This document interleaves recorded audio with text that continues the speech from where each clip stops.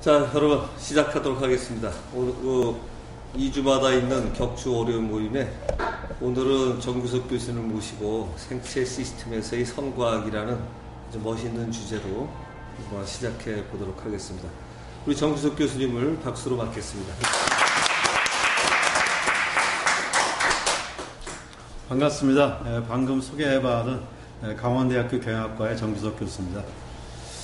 오늘 제가 이 주제로 잡아본 거는 평상시에 이제 서로장님이 항상 선과 악에 대해서 말씀을 많이 하십니다. 근데 우리가 결국 이해라는 게 사람들이 가지고 있는 경험과 지식의 한도 내에서 이해가 가능하죠. 그래서 제가 좀 서로장님이 항상 말씀하신 거를 좀 나름대로 여러 가지 제가 아는 또 지식이나 이런 거를 동원해서 한번 좀 설명을 드리려고 제가 이 주제를 좀 자원해 가지고 얘기를 하게 됐습니다. 주제가 이제 뭐 선과 악인데 내용 자체는 딱 선과 악만의 문제가 아니라 우리가 그냥 평상시에 옳으냐 그르냐 어떤 게 정답이냐 뭐 이런 문제에 대한 것도 같이 연결해서 좀 다루고 있고요. 또 여기서 좀 가지치기가 되는 것도 있습니다. 딱 그 주제에 맞춰서 일관되게 가는 게 아니라 가지치기가 되는 게 있는데 그 그러니까 가지치는 게 아니라 가지를 좀 뻗은 것도 있는데 그거는 좀 우리 살아가는데 그런 부분들도 좀 이렇게 어떤 중요한 지식의 일부분이 될 것 같아서 때로는 좀 가지도 좀 붙여가지고 했습니다. 근데 준비한 내용 자체는 상당히 분량이 많기 때문에 제가 다 다루지는 못하고 그냥 참고로 안 다룬 거는 보시고 혹시 그 중에 질문이 있으면 또 질문을 해주시면 또 나중에 다루는 기회를 하겠습니다. 자, 우리가 이제 아까 어떤 선의 문제 나아가서는 이제 우리가 어떤 정답이라고 하는 거 이걸 이제 옳은가라고 표현한다면 평상시에 내가 옳다고 생각한 것이 정말 옳은 것인가, 또 나에게 옳은 것이 남한테도 옳은가, 또 나에게 옳은 것이 전체에도 옳은가, 또 인간에게 옳은 것이 타 생명에게도 옳은가, 뭐 이러한 것들에 대해서 좀 이그샘플을 가지고 몇 가지를 좀 보겠습니다. 우리 이제 사례 중에 이건 교과서에 나온 사례인데요. 그 그랜드 캐년 위쪽 지역이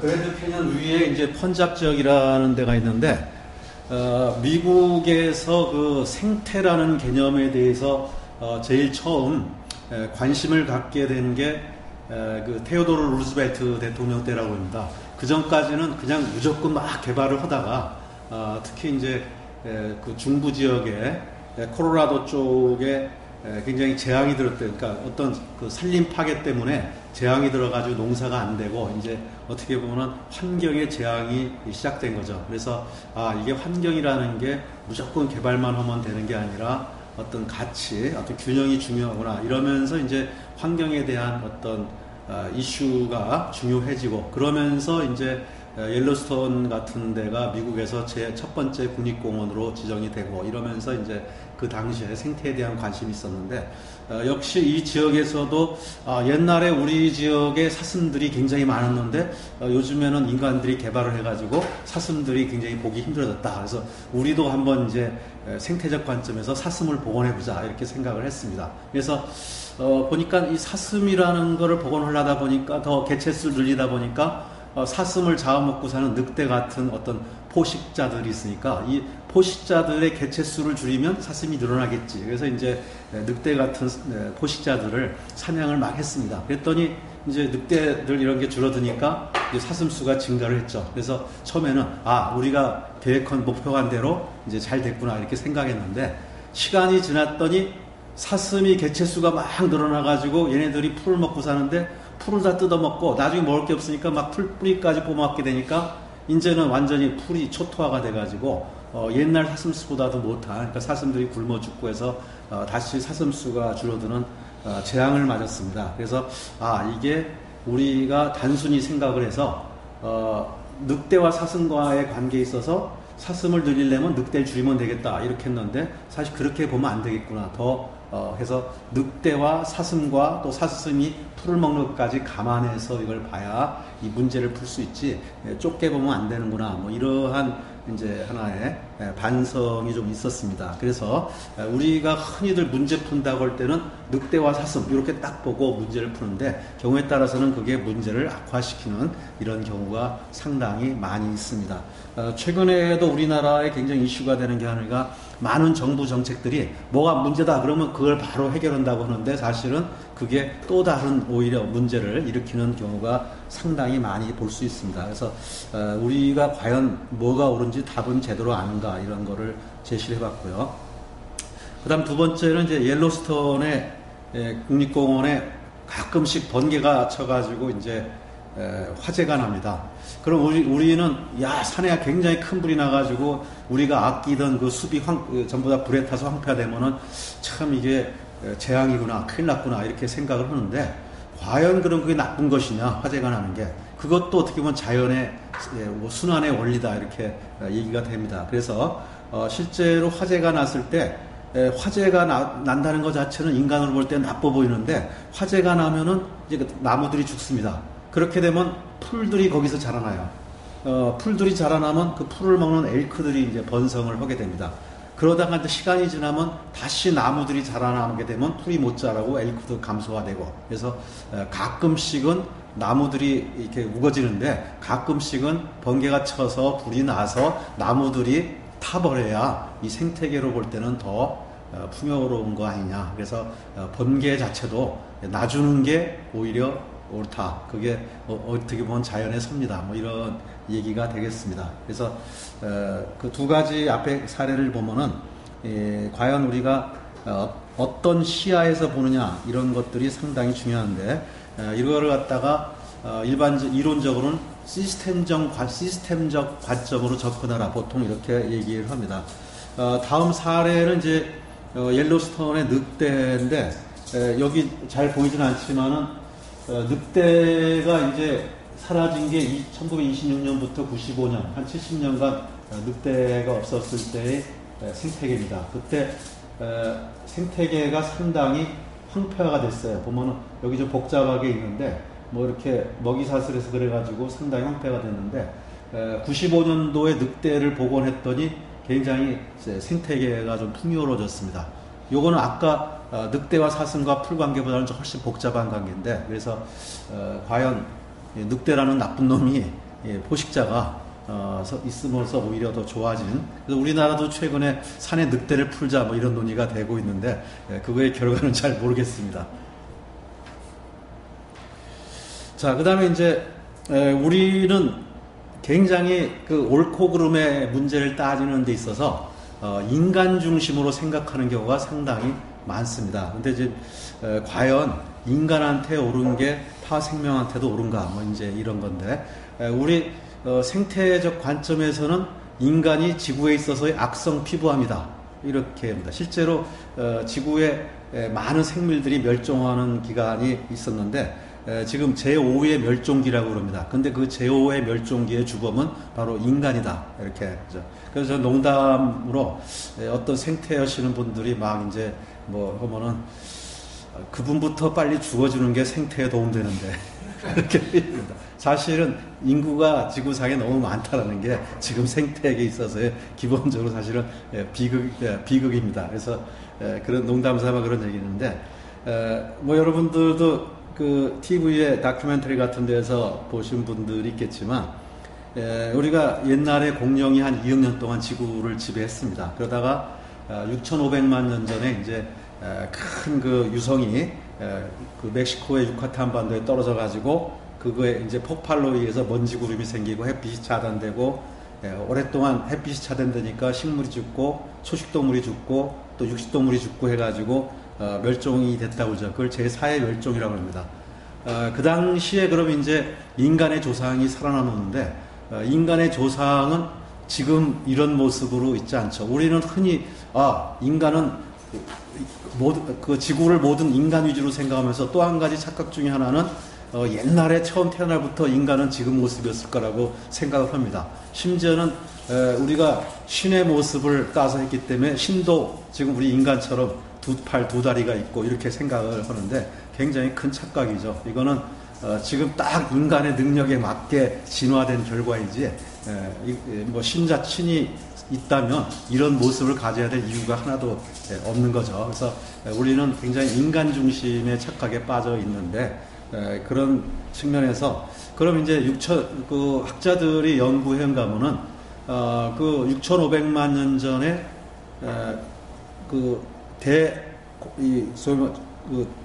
큰 재앙이 생겨가지고 굉장히 많은 생명들이 멸종됐을 때 인간의 조상은 어떻게 살아남았겠느냐?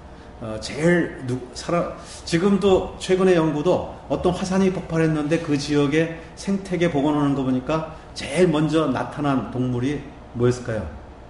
지금 근래 연구도 어느 지역에 화산이 폭발해서 상당히 그 인근이 초토화됐습니다. 근데 시간이 지나면 다시 생태계가 복원되는데 제일 먼저 나타난 동물이요. 쥐입니다, 쥐. 예, 그래서 사실은 인간의 조상은 쥐 형태였다고 그러죠. 지금 쥐는 아니겠죠. 그렇지만 땅 속에서 이제 땅 속에 붙여 있던 여러 가지 도토리니 뭐니 여러 가지 먹고 견뎠다가 환경이 좋아졌을 때 밖으로 나왔겠죠. 그래서 결국은 이 설치류가 포유류의 조상이고 포유류가 다시 번식하게 됐습니다. 그러니까 공룡의 멸종은 포유류한테는 기회가 된 거죠. 그러니까 남의 불행은 나의 행복 이런 얘기도 있지만 공룡의 불행이 인간한테는 행복이 된 거죠. 근데 지금은 이제 인간 중심의 사회입니다. 그래서 인간의 행복이 다른 많은 또 생명체들한테는 불행이 되는 거죠. 그래서 인간의 번성이 다른 생명들한테는 언제부터 이게 되느냐? 농경 문화가 시작되면서부터 대대적인 생태계 파괴가 시작됐다고 합니다. 그래서 농경 문화가 시작되면서 우리가 많은 숲과 초원을 밀어붙이고 거기에 우리한테 필요한 곡물류들을 심으면서 이제 멸종이 시작됐죠. 그다음 이거는 이제 우리가 소를 먹는데 우리 전때 미국 소 수입할 때도 몇 개월 이상 된 건 된다 안 된다 이런 논쟁이 있었습니다. 그때 몇 개월이라는 것 자체가 굉장히 이제 먹이 주는 거와 성장 속도로 비교했을 때 최적인, 그런데 사람으로 치면 언제일까요? 먹는 거와 성장 속도가 대충 멈춘 거. 내가 볼 때 한 초등학교 6학년이요? 그 정도면은 정확히 계산 안 해봤지만 그 정도면은 상당히 꽤 자라가지고 더 많이 먹여도 별로 더 이상 성장 속도가 둔화되는 그때쯤 잡아먹습니다. 그러면은 자, 인간이 참 나쁜 거죠. 소한테 나쁜 일하는 거죠. 아직 이제 청소년기에 잡아먹으니까. 근데 또 다른 관점에서 보면 그럼 인간이 소를 안 잡아먹었다면 소의 운명은 어떻게 됐을까? 아마 소는 지금 현재 생태계에서 거의 살아남기 굉장히 힘듭니다. 들소가 지금 야생의 일부 보호구역에 좀 있지만, 그렇다면 전 세계 동물원이 한 10,000개쯤 된다면 동물원마다 소 한 4마리씩 키우면은 소는 전 세계 4만 마리가 동물원에서 자라나고 있을 겁니다. 근데 인간한테 맛있는 먹이가 됨으로 인해서 지금 전 세계에 엄청나게 많은 소가 지금 키워지고 있죠. 그럼 소란 종족 관점에 비해서는 인간한테 맛있는 먹이가 된 게 이게 잘된 일인지 아니면 참 잔혹한 일인지 참 이런 거가 참 판단하기가 어렵지 않느냐. 그래서 우리가 어떤 잣대를 가지고 이런 좋고 나쁨을 판단하는 게 얼마나 좀 어려우냐 이런 거를 또 생각을 해봤습니다. 그 다음에 이제 개인에게 좋은 것이 전체에게도 좋은가. 우리 며칠 전에도 축구했지만 축구 쫙 관중 속에 앉아 있는데 잘 안 보입니다. 그래서 내가 딱 일어나면 내가 잘 보이죠. 근데 나만 일어나는 게 아니라 다른 사람도 다 일어나면 다 같이 안 보이면서 역시 이제는 다리가 부러집니다. 서서 보면. 그래서 이런 거를 경제학에서는 구성의 오류라고 합니다. 한 개인한테는 맞는 얘기지만 그걸 전체가 다 그렇게 되면 별로 맞지 않는, 우리 정부에서 대학들한테 우스운 짓을 하고 있는데 대학들한테 취직을 잘 시키래요. 그럼 각 대학들이 취직 잘 시키려고 해서 어느 대학이 취직 잘 시키면 다른 대학은 취업 못하는 거예요. 정부는 그거 할 일이 아닙니다. 각 대학은 자기 애들을 잘 취업시키도록 해야죠. 근데 정부는 일자리를 늘려줘야지 자기가 할 일은 안 하고 대학 보고 취업 열심히 시키려고 그러는 거는 이거는 구성의 오류에 빠져 있는 겁니다. 그래서 정부는 일자리 늘려주고 취업 잘 시키는 건 대학이 알아서 하라고 하는 게 정답인데 자기가 일자리는 안 들리고 대학가한테 취업 열심히 시키라고 해서 마치 책임을 수행하느냐, 이것도 구성의 오류에 빠져 있는 거라고 볼 수가 있습니다. 그래서 이제 이런 여러 가지 현상들을 우리가 그 인간의 지식적 관점에서 이해하는데 시스템이라는 개념을 좀 도입해서 볼 필요가 있습니다. 그래서 시스템이라는 거는 일단 이제 사람으로 보면은 사람은 여러 개의 기관으로 구성이 되어 있고 기관은 여러 조직으로 되어 있고 조직은 여러 세포 되어 있고 세포는 핵 또 이렇게 되어 있습니다. 그래서 여기 보듯이 이게 시스템은 이건 서브 시스템, 서브 이렇게 쭉 내려가요. 근데 어떤 세포학자는 내가 이걸 시스템이라고 보고 핵을 서브 시스템이라고 봅니다. 인간을 보는 사람은 이걸 시스템이라고 보고 저기서 우리 양이는 보통 이제 요 기관을 뭐 자기 시스템이라고 보고 어프로치하고 한이는 뭐 인간 전체를 시스템이라고 어프로치한다 이렇게 이제 말은 좀 하죠. 그래서 어디를 시스템으로 볼 거냐는 그 정의에 따라 다릅니다. 그러면 우리가 흔히 항상 나를 중심으로 세상을 바라보는데 나는 조직의 한 구성원이고 한국의 일원이고 인간 세계, 생태계, 지구, 태양계, 은하계, 우주 뭐 이렇게 본다 그러면은 도대체 우주적 우리 뭐 서론자님께서 항상 이제 참나 그러면 우주적 관점에서 이 사물을 바라보라 내 입장에서 보지 말고 사실 내 입장에서 보느냐 우주적 관점에서 보느냐 사실 우주적 관점 참 이해하기 힘듭니다. 그래서 생태계 관점이라도 좀 보는 게 그나마 훨씬 우리 지식으로 이해할 수 있는 부분인데 어떤 관점에서 보느냐에 따라서 답은 다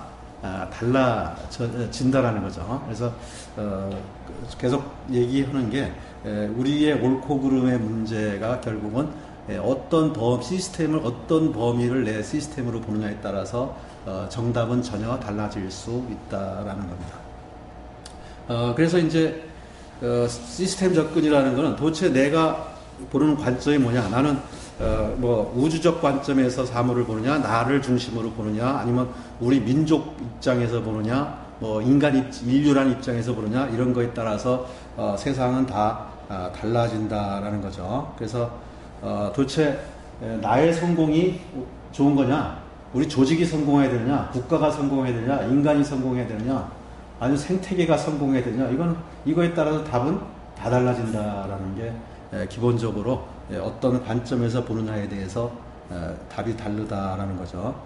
요거는 이제 시스템이라는 게 굉장히 밀접한 연관을 가지고 있다는 게 카오스 이론에서 얘기하고 나비 효과 이렇게 얘기하죠. 그래서 아마존강 유역의 작은 나비 몸짓이 뭐 미국의 허리케인을 불러온다. 그래서 시스템 안에 있는 모든 구성 요소들은 서로 간에 굉장히 밀접한 관련이 돼 있다. 뭐 이런 얘기가 돼 있고요. 그다음 동태성이라는 거는 이 옳고 그름을 볼 때 단기적으로 좋은 거냐 장기적으로 보느냐가 상당히 다릅니다. 그래서 우리 세용지 말하는 거는 아주 대표적인 예죠. 어느 순간에 봤을 때 좋았는데 길게 보면 좋은 거냐, 또 더 길게 보면 어떤 거냐, 계속 어느 기간에 보느냐에 따라서 굉장히 달라진다라는 거죠. 그 다음에 우리 오행이론이나 여러 가지 사이클에서 보면은 지금 좋은 게 좋은 거냐, 사실 지금 좋기 때문에 나빠지는 뭐 이러한 얘기들이 상당히 많이 있습니다. 그래서 우리 3대가는 부자 없다. 그래서 내가 부모 잘 만나서 좋은 환경에서 자란다. 이 좋은 거지만 그게 사실은 내가 약해져서 바로 또 쇠하는 계기가 될 수가 있고, 또 기업이 성공한 기업이 또 보면은 승자의 저주라는 게 있습니다. 또 어떤 기존 걸 지키려다 보니까 또 새로운 혁신에 자기 파괴를 잘 못해서 또 망하게 되고, 많은 이런 민족도 마찬가지고 많은 것들이 좀 그렇죠. 그 다음에 또 이제 우리가 환경의 복수 이런 것들이 있는데 여기 있는 것들은 이제 북한 요즘에 여기 또 많이 보호됐을 겁니다. 근데 북한이 90년대에 아주 굉장히 큰 기근을 만났는데 그 이유 중에 하나가 이제 산을 개간해가지고 전부 밭을 만들었는데 필리핀이나 뭐 중국의 남부나 이런 데는 그 다락론들이 상당히 의미가 있는데 우리나라처럼 비가 집중적으로 오는 데는 이게 상당히 리스크가 크죠. 그래서 여기다가 다락밭 만들었다가 전부 다 이제 그 태풍 오고 할 때 무너져가지고 산만 무너진 게 아니라 평지도 그냥 완전히 돌밭이 돼가지고 황폐화 돼서 90년대 고난의 행군을 맞이했다. 이게 이제 환경의 재앙이죠. 그 다음에 세계에서 보면은 많은 곳들이 사실은 이제 문명이 있다가 황폐화된 데들은 거의 환경의 재앙 때문에 환경의 복수 때문에 이렇게 된 그런 거의 예들이라고 있습니다. 그래서 이 책에 보면은 그런 예들이 많이 나와 있고요. 그 다음에 이제 그럼 우리가 사물을 볼 때 좀 넓게 보고 좀 깊게 보고 뭐 이런 그래서 봐야 된다는 건데 이런 거를 할 수 있는 실질적인 이제 훈련 방법 중에 하나가 이제 근데 뭐 이런 것들입니다. 이거는 그냥 참고로 하는 건데 우리 그 흔히들 한국에서 정부가 하는 거 보면은 문제가 생겼을 때 대증요법 또는 뭐 임시변통책 이런 거를 굉장히 선호합니다. 그래서 어떤 사람이 굶주리고 있으면 이제 이 임시변통책이 아닌 걸 하라 그러면 근본 치료를 해야 돼요. 근본 치료를 해야 재발 방지되는데 어떤 사람이 배고플 때 보통 5번 외를 반복해야 근본 원인이 나온다고 합니다. 그래서 뭐 왜 배고프냐, 못 먹어서 왜 못 먹었냐, 돈 먹을 게 없어서 왜 먹을 게 없냐, 돈이 없어서 왜 돈이 없냐, 못 벌어서 왜 못 벌었냐, 배우질 못해서 왜 못 배웠냐, 아버지가 가난해서 뭐 이렇게 하다 보면 이제 악순환 사이클이 나오죠. 그러면 이제 여기서 이 문제를 해결하려면 어디를 건드려야 되느냐, 결국 이제 직업이 없어서기 때문에 이걸 해결하려면 가르쳐야 됩니다. 이걸 가르치면 결국 이제 능력이 생겨서 직업을 얻고 돈 벌어서 해결이 되죠. 우리 흔히 이런 거에 대해서 이제 일반적으로 그 고기를 주는 방법과 고기 잡는 방법을 가르쳐 주는 방법 이렇게 있다고 그러는데 이런 거 할 때 이 5-5 방법 같은 거를 이용해서 해보면은 실제 우리가 사고에 트랩에 빠지지 않고 실제 분석을 잘 할 수가 있습니다. 그래서 요거는 우리가 이제 이런 또 시스템 개념에서 보는 선순환, 악순환 이런 게 좀 있는데 혹시 여기 보면 얘 중에 1, 2월 생일인 운동선수가 좀 많다고 그러는데 우리 현수 씨는 이제 앞으로 애를 낳아야 되는데 그 옛날에는 나이를 이렇게 일찍 등록한 경우가 많았어요. 빨리 학교 보내려고. 지금은 어떤 트렌드예요? 그래요? 지금은 늦추는 경우가 많아요. 이것도 사람들이 이제 영리해졌어요. 옛날에는 빨리 학교 보내려고. 근데 요즘에는 이제 학교를 늦게 보내려고 좀 그럽니다. 일반적으로. 그래서, 우리가 3월부터 2월까지면은, 2월 달에 태어나면은 좀 나이가 어리잖아, 자네 중에. 그러면 이제 가급적 태어나는 것도 3월쯤에 태어나게 뭐 조절을 한다든가 이런 게 있죠. 그래서 이걸 마태복음의 법칙이라는데 부자는 더 부자가 되고 가난한 자는 더 가난한 자가 된다. 요거는 그 연구를 해보니까 캐나다에 그 아이스하키 선수가 있는데 1월생이 많습니다. 저 12월생은 제일 선수가 적어요. 그럼 이제 우리가 1, 2월은 운동을 잘하고 12월은 못하냐가 아니라 애들 초등학교 들어가게 되면은 이게 한 몇 개월 차이가 이게 성장 배력에 굉장히 차이가 큽니다. 같이 운동시켜보면은 12월에 난 애들은 맨날 운동이 서투르고 1, 2월에 난 애들이 운동이 잘하는 거예요. 그래서 걔가 결국은 선발돼서 선수가 되고 걔는 계속 기회가 많아지니까 계속 잘하게 되고 12월에 태어난 애는 이게 발육이 늦다 보니까 이제 운동 못하는 애가 되고 기회가 없어지고 그래가지고 나중에 커보면은 12월에 생은 운동 못해요. 1, 2월 생은 운동 잘해요. 그래서 요즘에는 리더십을 키우려면 가급적 나이 많이 먹어서 초등학교를 보내야 계속 이제 좀 그 발육이 잘 돼서 리더 역할을 해야 사회 나가서 계속 리더로 한다. 뭐 이렇게 가지고 좀 그러죠. 그래서 뭐 이런 것들이 이제 그 선순환, 악순환 사이클 이런 예고요. 그 다음에 어떤 것들은 이제 돌다 보면은 조절이 돼가는 게 있습니다. 어떤 선을 향해서 조절이 돼가는 사이클도 있고, 그 다음에 점점점 왔다 갔다 하면서 수렴하는 경우도 있고, 요거는 이제 그 다음에 아까 5-5 방법으로 풀어봤을 때 하나의 몇 가지 이그샘플입니다. 그래서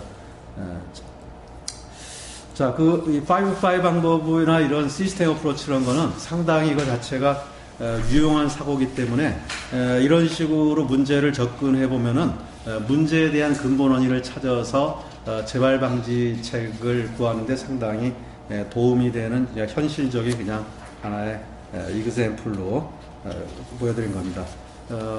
실제로 문제를 풀어야 될 문제가 있을 때 이런 식으로 5-5 방법으로 접근해 보면은 굉장히 사고력이 아주 강력해집니다.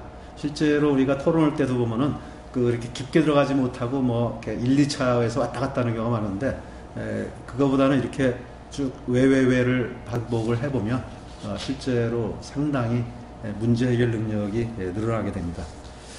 자, 다시 이제 선과학의 문제로 돌아와서 과연 이제 내가 옳다고 생각한 게 정말 옳은가, 나에게 옳은 게 남에도 옳은가, 아까 인간에게 옳은 게 타 생명에도 옳은가, 이런 문제를 다시 한번 또 생각을 해보면,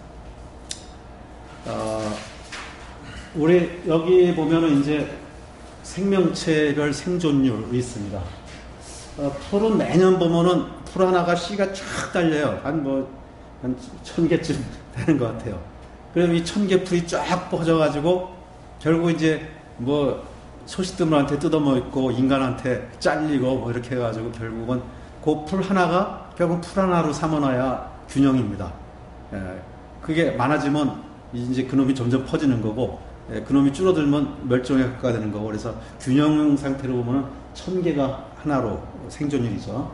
나무 수명 동안에 한 꽤 많은 씨도 내리고 그러는데 그 중에 하나가 되고, 그 다음에 물고기도 매년 보면은 상당히 많이 알을 낳는데 그 중에 이제 암수 2개가 살고, 개도 한 10년 동안에 30마리는 낳는 것 같아요.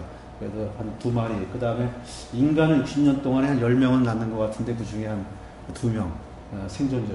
박테리아 같은 경우는 일부 어떤 거는 몇십 초에, 어떤 거 몇 분인데 1분에 2개로 번식을 하게 되면은 이 감기 같은 경우도 감기균이 딱 들어가지고 20분이면 완전히 점령해 버립니다. 2에 20승을 한번 해보세요. 1분마다 이놈이 바이러스가. 그러니까 감기에 몸이 으시시한다 했을 때 20분 안에 벌써 끝나버려요. 그러니까 으시할 때 얼른 목 싸매고 이러면은 처방이 되는데, 그냥 밖에서 떨고 한 20분 있으면 그냥 감기가 온몸에 퍼져가지고 이제 감기 바이러스균과의 전쟁 상태가 선포가 되는 거죠. 그래서 여기 보면은 사실은 이 생명체의 변신력이라는 거는 엄청납니다. 근데 그 생존율은 굉장히 적은 거죠. 제 친구 한 사람이 어디 해외여행을 잠깐 갔다 되는데 그 들고양이들 집에서 있는 고양이들 야생 고양이들 먹이를 준대요. 그래서 그걸 걱정하더라고요. 그래서 고양이도 그런 먹이 다 줘서 그놈 다 살아남으면 어떻게 감당하냐. 그러니까 여기서 어떤 생명체도 여건이 좋아서 마음대로 씨를 퍼뜨린다고 그러면은 지구는 순식간에 그놈으로 꽉 찹니다. 그러니까 이 얘기는 뭐냐면 어떤 생명체도 태어났다고 그놈이 끝까지 생존을 해야 된다고 하는 순간 이거는 생태계는 완전히 붕괴가 금방 돼버립니다. 그래서 기본적으로 생존율이 굉장히 낮다라는 거죠. 그럼 우리가 흔히 선이라고 생각할 때 제일 으뜸인 선이 뭐냐 하면은 생명 존중의 생각을 가지고 있는 것 같아요. 생명은 다 살아야 된다. 태어난 생명은. 그런데 태어난 생명은 다 살아야 된다라는 거는 정말 난센스라는 걸 제가 얘기를 하기 위해서 하는 겁니다. 그렇게 되는 순간 지구 그대로 지구의 균형은 깨져버리고 하죠. 그래서 생명도 어떤 놈은 이놈이 이놈으로 줄어드는 과정 동안 잡혀먹는 놈, 그 다음에 굶어 죽는 놈, 그 다음에 경쟁에서 밀리는 놈, 이런 모든 과정을 거쳐서 이렇게 가는 게 우리가 균형이지, 기본적으로 모든 생명은 태어나면 다 살아야 된다는 사고는 굉장히 인간이 가지고 있는 좀 잘못된 사고 중에 하나지 않느냐. 그래서 우리가 선이라고 생각하는, 가장 으뜸의 선이라고 생각하는 생명중시도 사실은 옳지 않은 얘기다라는 거죠. 자, 그러면 이제 결국은 생태계라는 거는 태어난 숫자보다 마지막까지 살아있는, 그러니까 다음 후손을 퍼뜨리기까지 살아야 되는 숫자는 굉장히 압축되는 과정이다. 그럼 그 압축의 과정이 결국 모든 생명체의 살아가는 과정은 네 가지 형태로 지배하게 됩니다. 하나는 포식이죠. 잡아먹고 사는 거죠. 또 하나는 기생입니다. 남한테 얹혀서 사는 거죠. 세 번째는 경쟁이고, 네 번째는 협력이고, 요 네 가지인데, 우리는 흔히 이 협력만을 선이라고 생각합니다. 나머지는 다 나쁜 거야. 포식, 이거 아주 악당이지. 그 다음에 기생, 그것도 헐짓이 못 되지. 그 다음에 경쟁, 그것도 안 좋은 거야. 그래서 이건 다 악이라고 생각하고, 이것만을 우리는 선이라고 생각하는데, 그렇게 보는 순간 생태계는 존재할 수가 없습니다. 생태계는 기본적으로 자기가 태어난 속성에 따라서 이 네 가지 원리에 의해서 결합하며 살아가죠. 그래서 우리 포식을 보면 결국은 초식동물은 우리 보면 흔히 동화책에서 보면은 양은 착한이고 늑대는, 양을 잡아먹으려면 늑대는 악당이고, 이렇게 그런 구도로 보는데, 결국은 그 양은 또 뭘 먹고 자랍니까? 풀을 먹고 자라죠. 풀은 생명 아닌가요? 그러니까 결국은 식물을 초식동물이 먹고 육식동물이 먹고, 바다에서는 이렇게 먹고, 뭐 인간은 최상위 포식자죠. 아까 생존율이 낮은 걸수록 포식자입니다. 사실은 생존 포식에 가깝죠. 상위. 그다음에 이제 기생도 기생충, 병원체, 바이러스 뭐 이런 것들인데, 우리 에이즈 같은 경우도 옛날에는 에이즈 때문에 막 지구가 멸망한다고 막 보다가 요새 잠잠해졌어요. 요새 에볼라 또 막 했다가 좀 이제 어떻게 되는데, 이 소위 말하면 이제 병원체는 기본적으로 기생입니다. 생존 방식이. 근데 얘가 포식자가 되는 순간 얘도 문제가 생겨요. 그러니까 아마 병원체들도 두 가지, 자기가 개체수를 늘리려고 하는 하나의 욕망이 있을 테고, 또 한 가지는 기생을 해야 되는데, 얘가 빨리 개체수를 늘리는 순간 자기 숙주가 죽어버립니다. 숙주가 죽어버리면 이 기생자들도 같이 죽어요. 그래서 에이즈가 문제가 생긴 게, 너무 사람을 빨리 죽여버린 거예요. 그러면 죽어요. 근데 에이즈 중에 좀 이제 약한 놈이 있어가지고, 약한 놈은 숙주가 오래 사니까 살아남은 거예요. 그래서 강한 에이즈는 멸종됐어요. 사실은 에이즈 중에서. 그래서 약한 에이즈가 살아남은 거예요, 지금.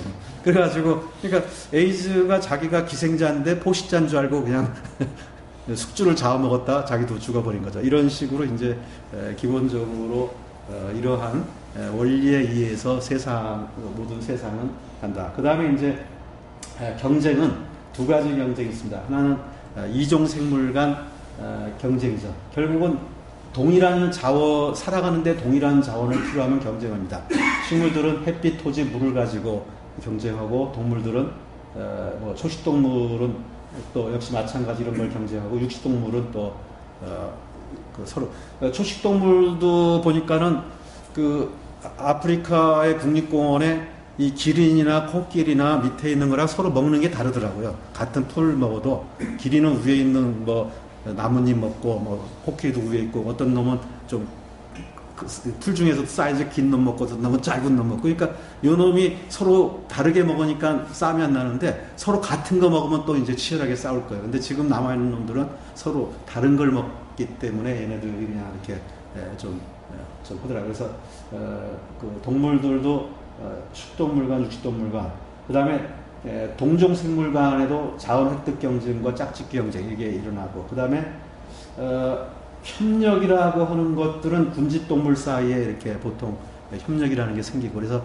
이런 네 가지가 생태계 생존 방식인데, 이 앞에 세 가지를 우리는 보통 악이라고 하는데, 그걸 악이라고 하는 순간 그거는 어떤 자기 시야에 좁은 걸 뿐이지, 그걸 악이라고 보면 안 된다라는 거죠. 그거는 그냥 그렇게 태어난 속성일 뿐이죠, 기본적으로. 그러니까 늑대는 고기를 먹어야지 늑대가 그렇다고 풀을 먹을 수는 없는 거고, 또 풀 먹는 건 착한 거냐, 그것도 아니라는 거고. 그렇기 때문에 우리가 어떤 선악의 문제를 사실은 인간에도 이런 형태가 다 보입니다. 인간 안에서도 포식자 같은 놈이 있고 우리 기생오라비 이제 뭐 기생이죠, 그야말로.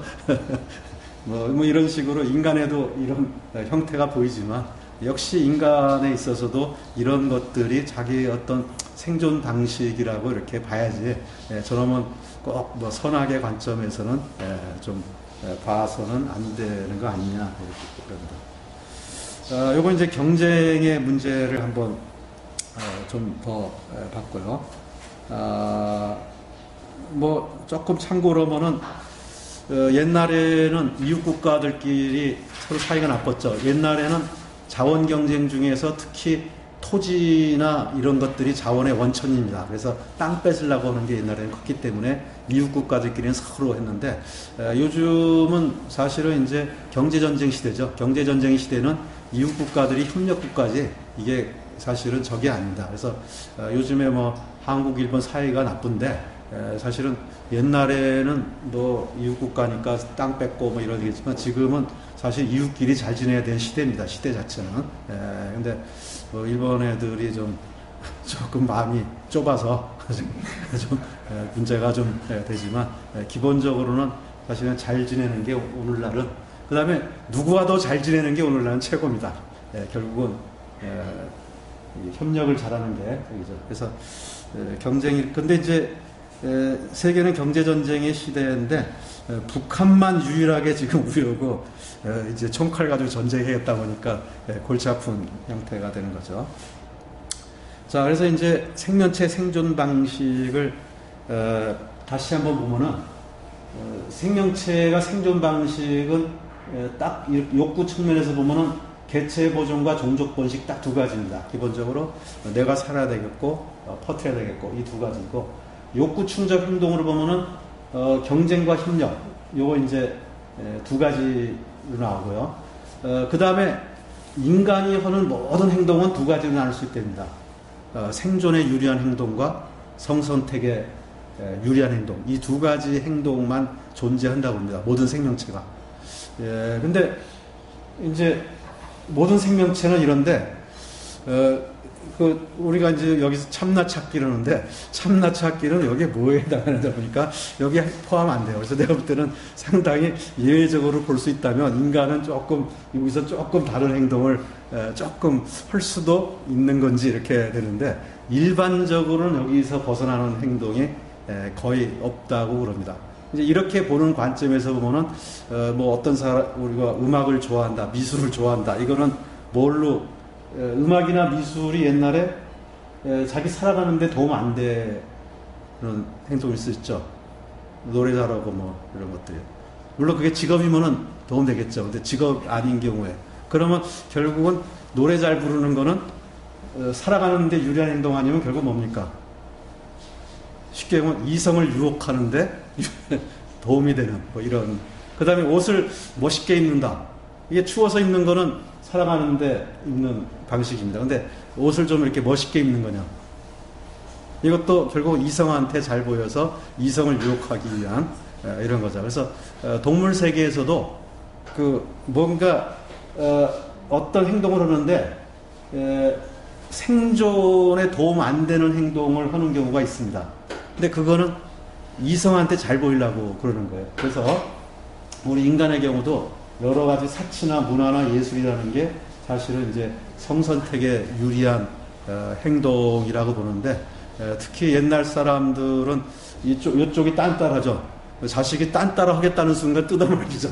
생존에 도움 안 되고 폐가망신을 이렇게 이제 이런 부분이니까. 그 다음에 공작의 꼬리털은, 이게 수컷 공작의 꼬리가 화려할수록 이제 암컷이 매력을 느낍니다. 근데 이 화려한 꼬리가 살아가는데 도움이 안 돼요. 자기가 남이 잡아먹으려고 할 때도 거추장스럽고, 또 상위 포식자가 덤벼들 때도 이게 몸이 느려지고, 그래서 이 어떤 행동들은 성선택과 생존과 서로 일치하는 부분이 많습니다. 예를 들어서 남자들이 여자들의 어떤 젖가슴을 보고 이렇게 매력을 느낀다. 뭐 이런 게 이제 그게 자손을 잘 퍼뜨리겠다라는 거와 그 매력을 느끼는 게 일치하는데, 아까 공작의 꼬리털 같은 경우는 살아가는데 도움이 안 되는 방향으로 이제 진화를 한 거예요. 이런 경우는 멸종되기 쉽답니다. 그 종은. 그러니까 이 생존 선택과 성선택이 괴리가 생기면 멸종으로 가는 경우가 상당히 많은데, 공작도 멸종될 뻔 하다가 인간이 보호해서 지금 살아남았다라고 좀 합니다. 그 다음에 이제 어떤 지역의 물고기들인데, 물고기가 이제 그 색깔이, 반점 같은 게 있고 색깔이 있는데, 그 물고기들을 포식자가 없는 데다 넣으면은 이 물고기 색깔이 점점 진해집니다. 눈에 잘 띄게. 그런데 포식자가 있는 데 있으면 물고기 색깔들이 보호색 비슷해져요. 봐요. 이렇게. 그러니까 이제 포식자가 있으면은 색깔이 저절로 이제 옅어져 가지고 숨기 좋은 이렇게 바뀌고, 포식자가 없으면 이제 이성한테 잘 보이려고 색깔이 아주 흐려지고 진해지고 이제 이렇게 변이가 일어나는, 그래서 실제로 많은 행동들은 좀 그런 관계를 가지고 있다. 자, 그래서 이제 인간의 경우에 인간을 좀 좁혀서 보면은 결국은 인간도 아까 10명 태어난 데서 2명으로 좁혀지는 과정이 병과 전쟁과 기아 뭐 이런 것들에 의해서 결국은 되는 거죠. 사실은 이제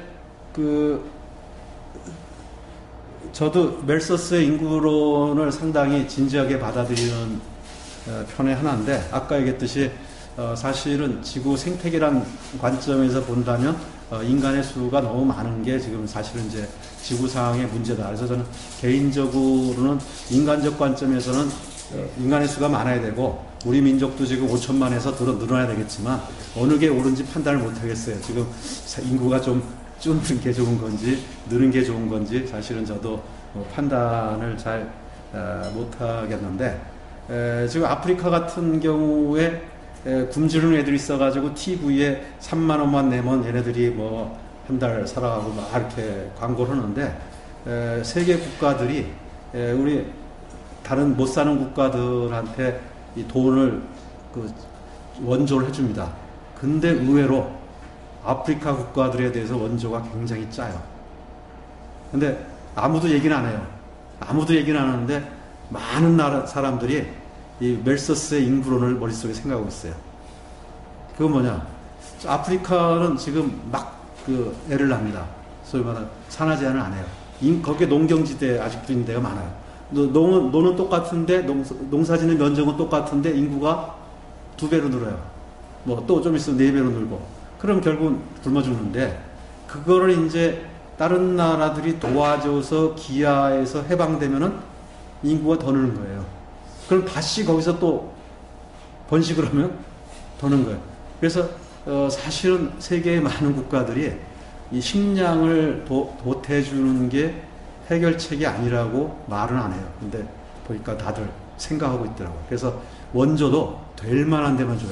스스로 이런 데 막 주고, 줘봤자 이 밑빠진 독의 독붓기나 문제의 악순환이라고 하는 데는 의외로 짭니다. 그래서 의외로 사람들도 보면은 그런 생각들을 좀 가지고 있는 거를 좀 볼 수가 있습니다. 그래서 결국은 오랫동안 그 농경시대에는 그 땅이 서포트할 만큼의 인구가 존재하지, 그 이상은 늘어나면 결국은 인구 조절 기능에 의해서 줄어든다.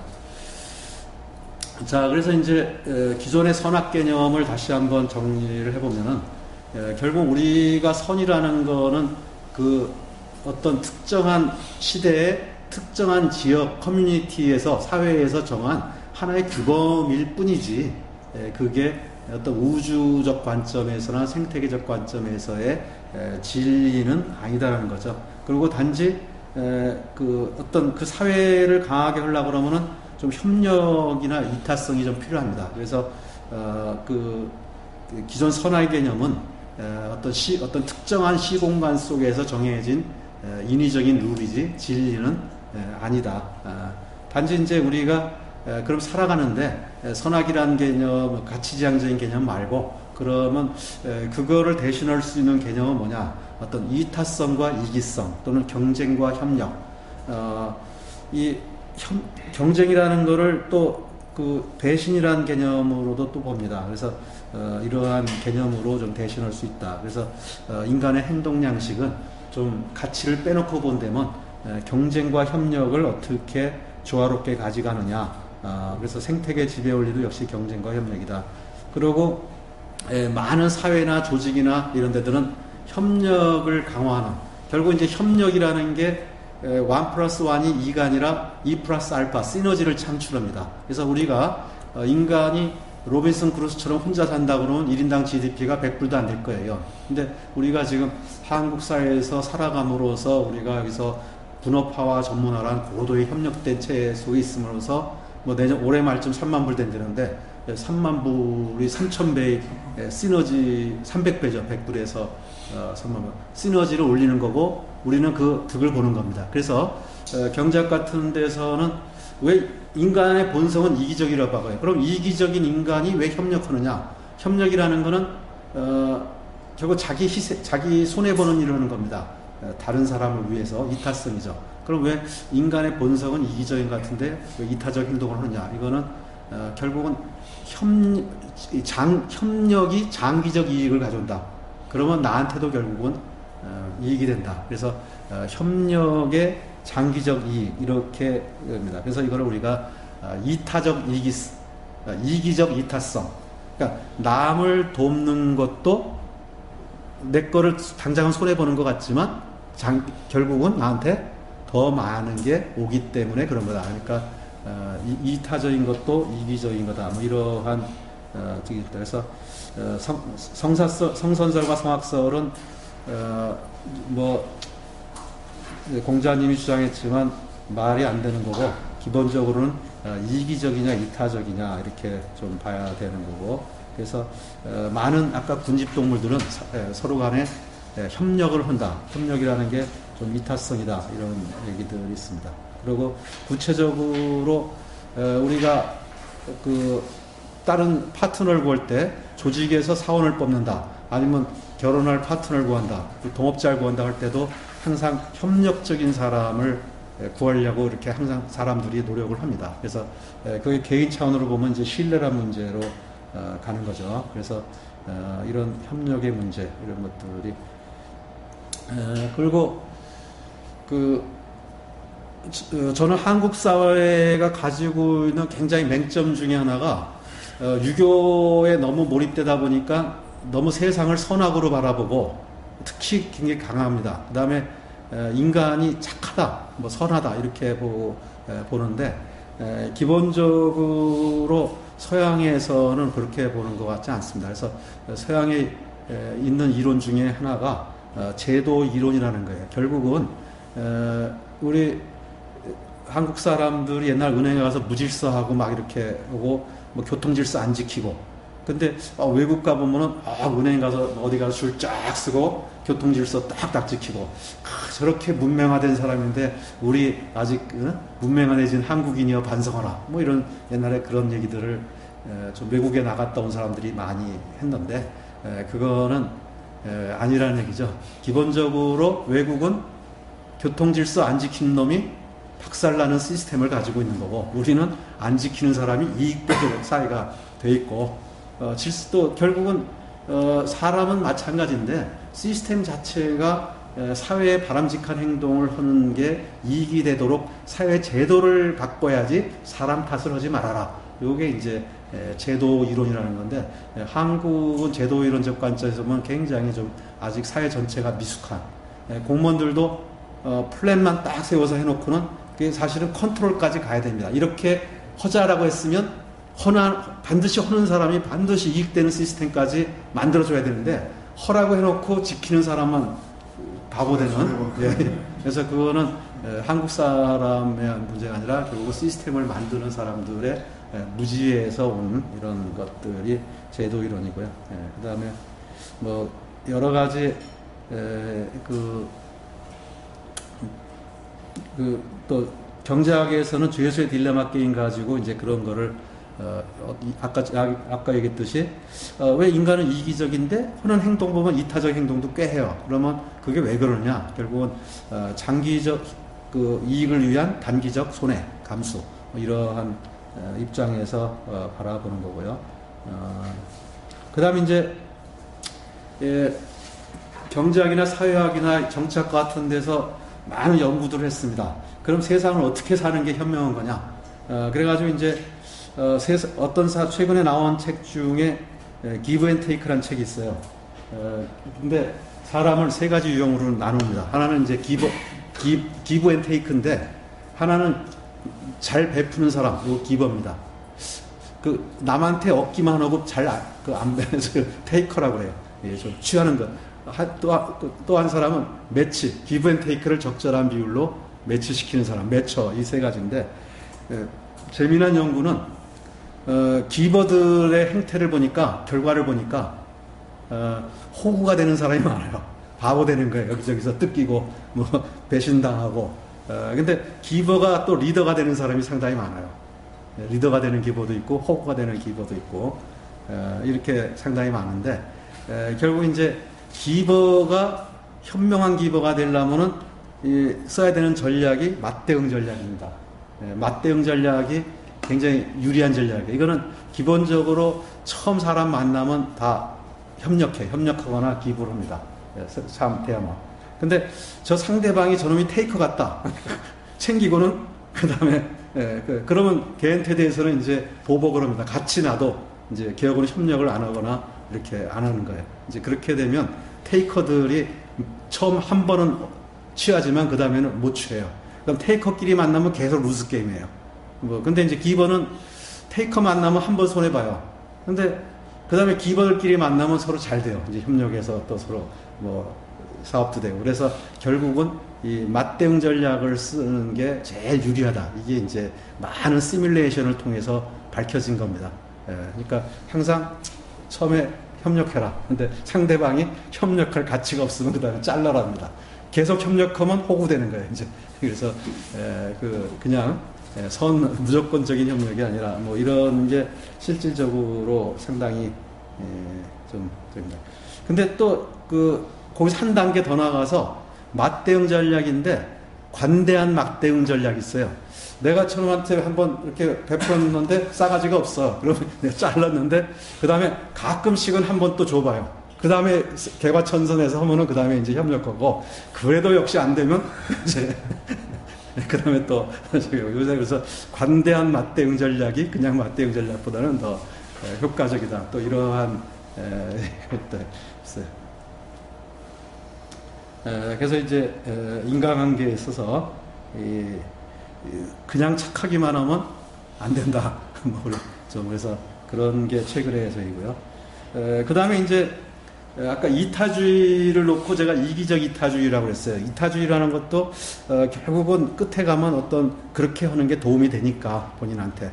그리고 이타성이라는 게 꼭 1대1은 아닙니다. 우리 조직에서 보면은 선배가 후배한테 술 사고 그 후배는 그 후배한테 술 사고 이게 그 서로 간에 꼭 맞대응은 아니에요. 그냥 이렇게 집단으로 가는. 한국 사회는 그게 상당히 많죠. 그래서 그러한 것도 결국 이제 이기적인 거 아니냐. 그래서 이제 순수한 이타적인 게 있느냐. 그래서 제가 여기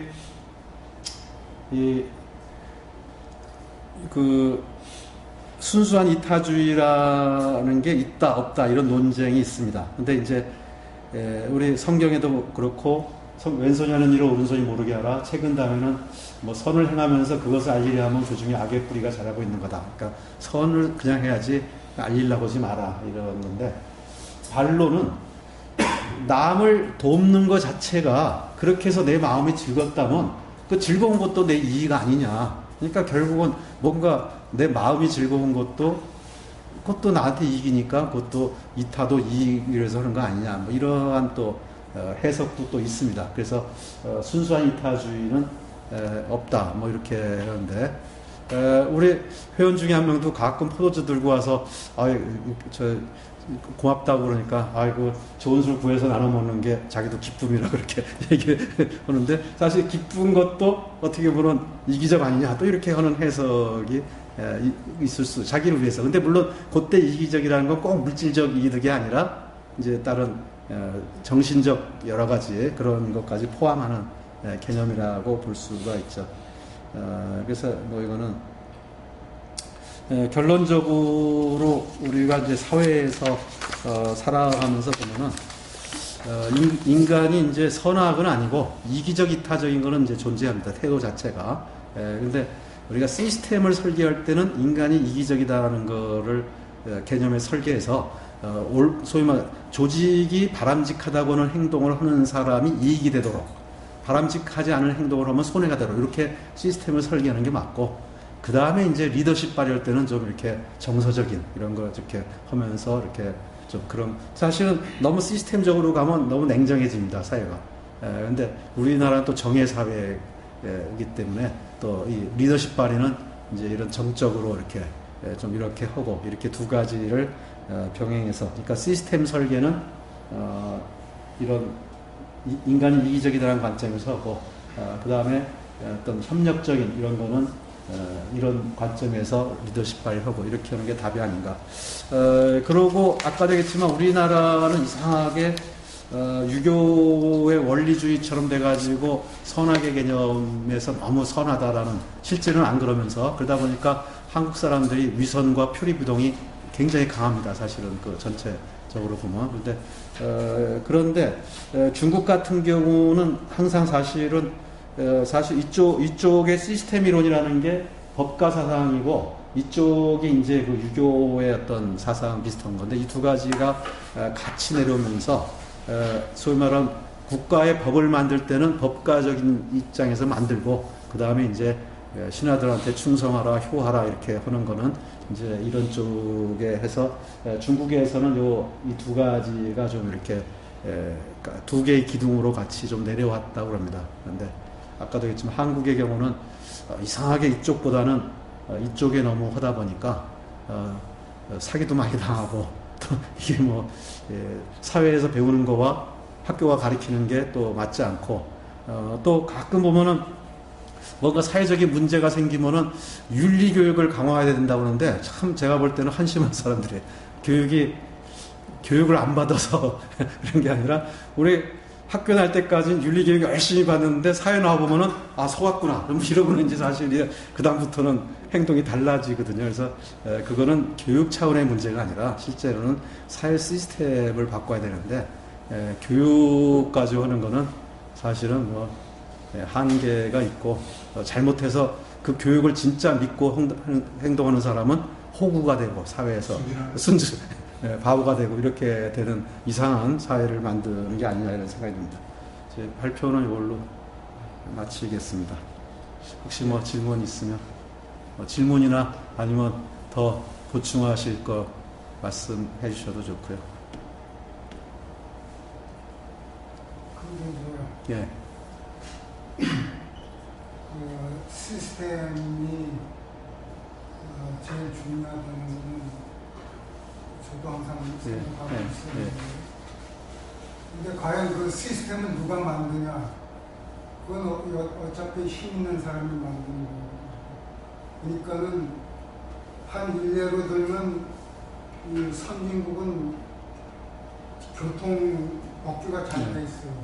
물론 그게 이제 만약 빨간불을 건넜다 그러니까는 속도 제한에서 기계가 있으니까 딱 얼마 찍히면 자동적으로 남바 찍혀서 거기에다 이제 벌금 영수증 보이고 또 빨간불 건너면 또 거기에 대해서 또 하니까는 그 시스템이 잘 돼 있거든요. 그러니까 그건 공감하는데 그 시스템을 누가 만드냐? 결국 힘 있는 사람 법률가가 만들거든요.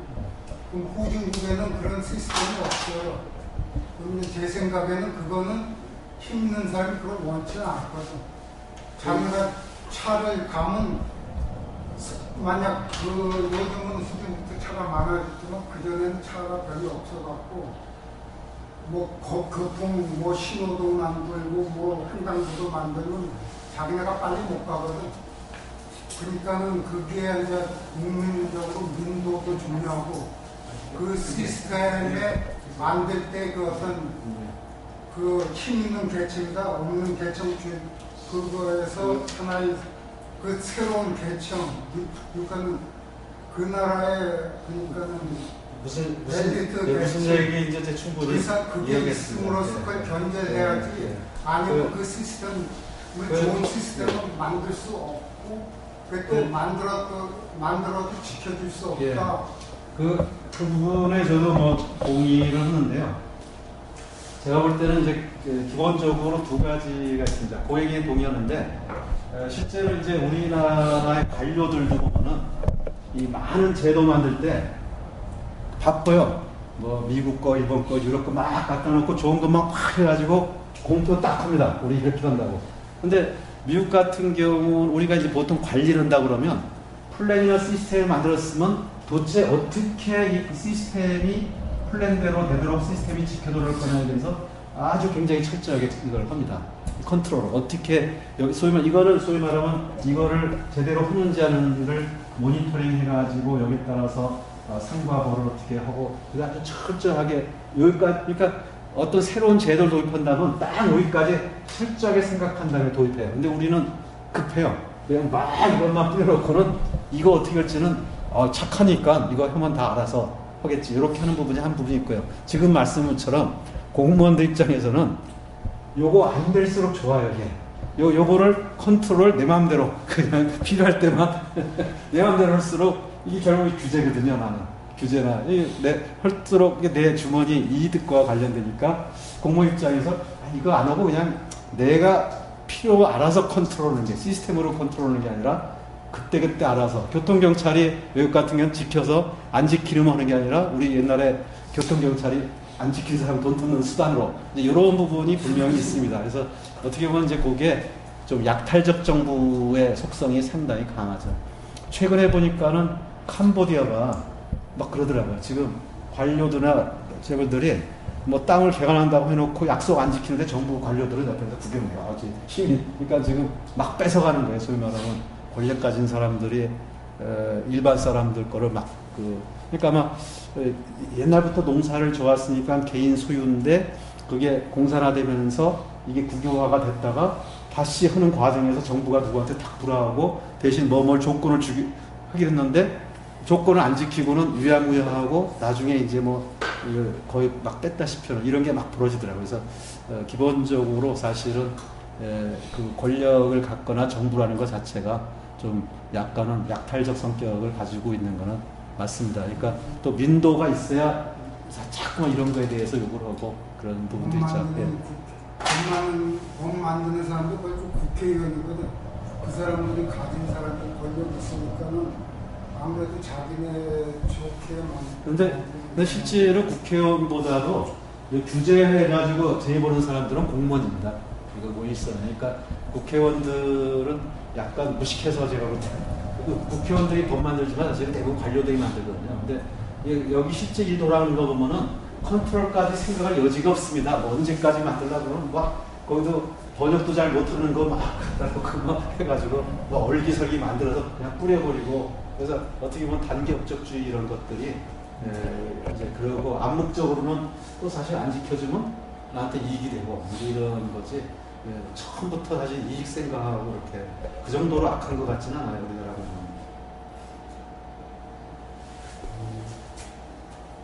지금 말씀하신 데서 저도 뭐 우리가 뭐 본문하고는 조금 다를 수도 있겠지만 또 나왔으니까 출판에다 우리 PDCA 사이클 개념으로 말씀하신다는데 저희는 우리가 예를 들면 그 업적 조건에 말씀하신 중에서 업적이라는 말씀을 하는데 지금 공무원들이나 이런 시스템에서 아직까지 우리가 처음에는 그 업적의 평가가 그 플랜 쪽에 많이 있죠. 그게 이제 조금 전에 말한 이제 컨트롤 쪽으로 가는 것도 우리가 의식의 성장 이렇게 발달을 할 때는 조금 전에 말씀한 그 요점으로 컨트롤 모니터링 이런 게 실적 업적으로 평가될 수 있도록 그 공무원들 평가 시스템밖에 아까 사기꾼들이 많고 그런 것도 전부 요것만 하고 이거 안 챙기고 네. 전부 사건만 뻥뻥하고 그냥 막 그렇게 되는 선진국은 거죠. 보면 선진국을 할수록 밑에가 맞습니다. 공무원들의 업무 실적이더라고요. 네. 저게 누가 해서 엄청 평가가 틀려요.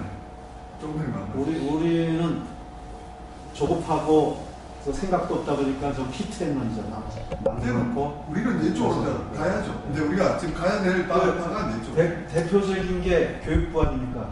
그 100년 되겠는데 교육부 장관 나올 때마다 한 건씩 플랜을 실제로 놓고 자기가 돼야 뒤에 가면은 네? 아무도 뭐 책임 안 지고 막 이렇게.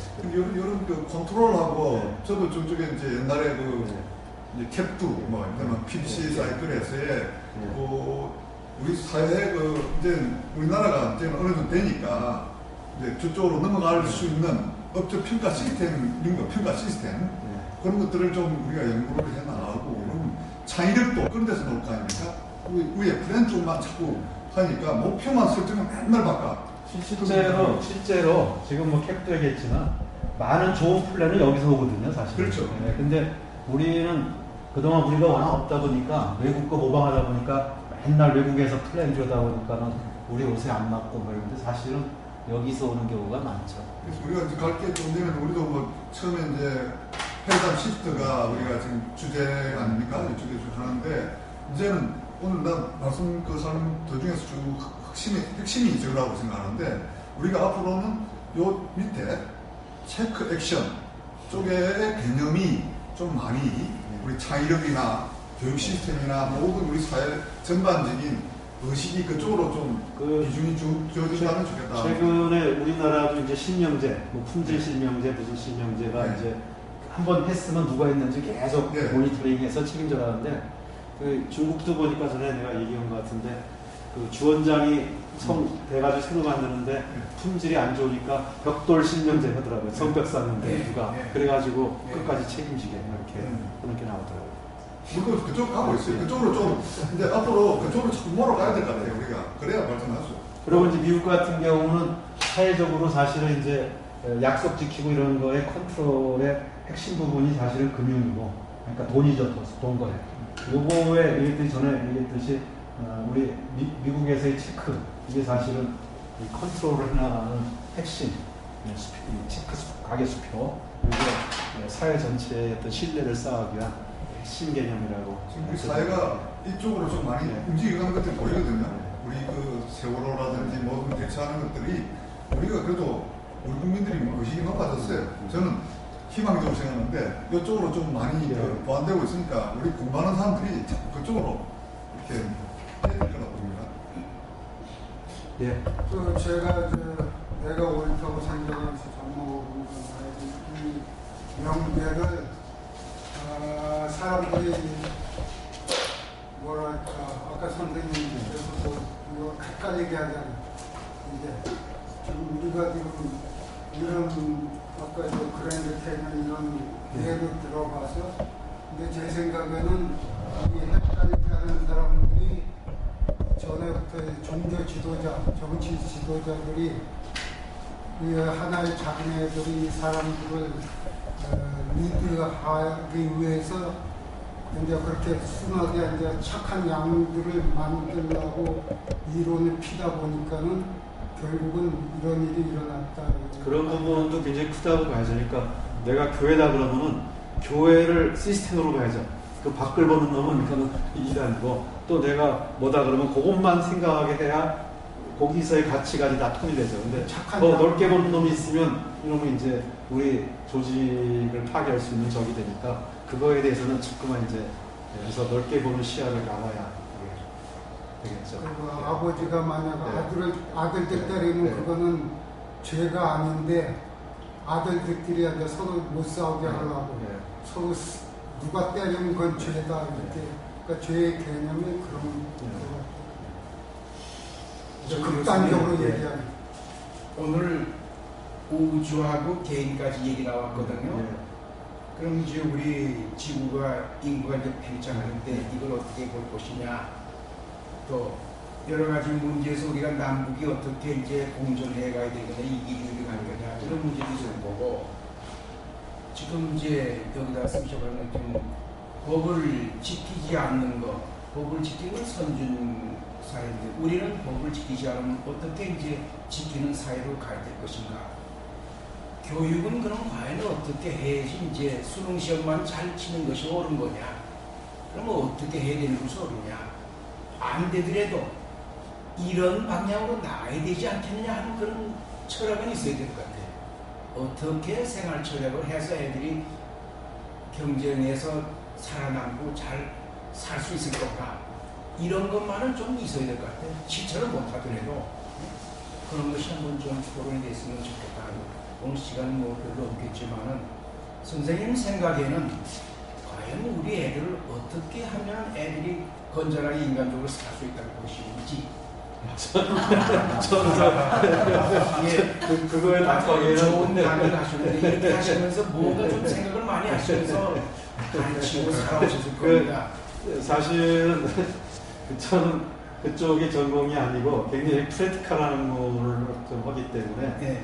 그 사실은 아까 좀 냉소적으로 얘기하면 애들한테 사기치는 거 별로 안 좋아하거든요. 네.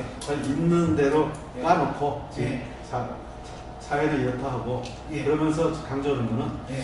좀 신뢰라는 게 결국 롱텀으로 볼 때 굉장히 중요하다. 신뢰성 있는 대학. 그다음에 협력을 해라. 협력을 잘하는 게 중요하다. 이런 그 협력과 신뢰 이런 거는 상당히 강조입니다. 그러니까 인성을 협력이 오르니까 하나보다 네. 협력하면 너한테 도움이 돼. 유리하다. 네.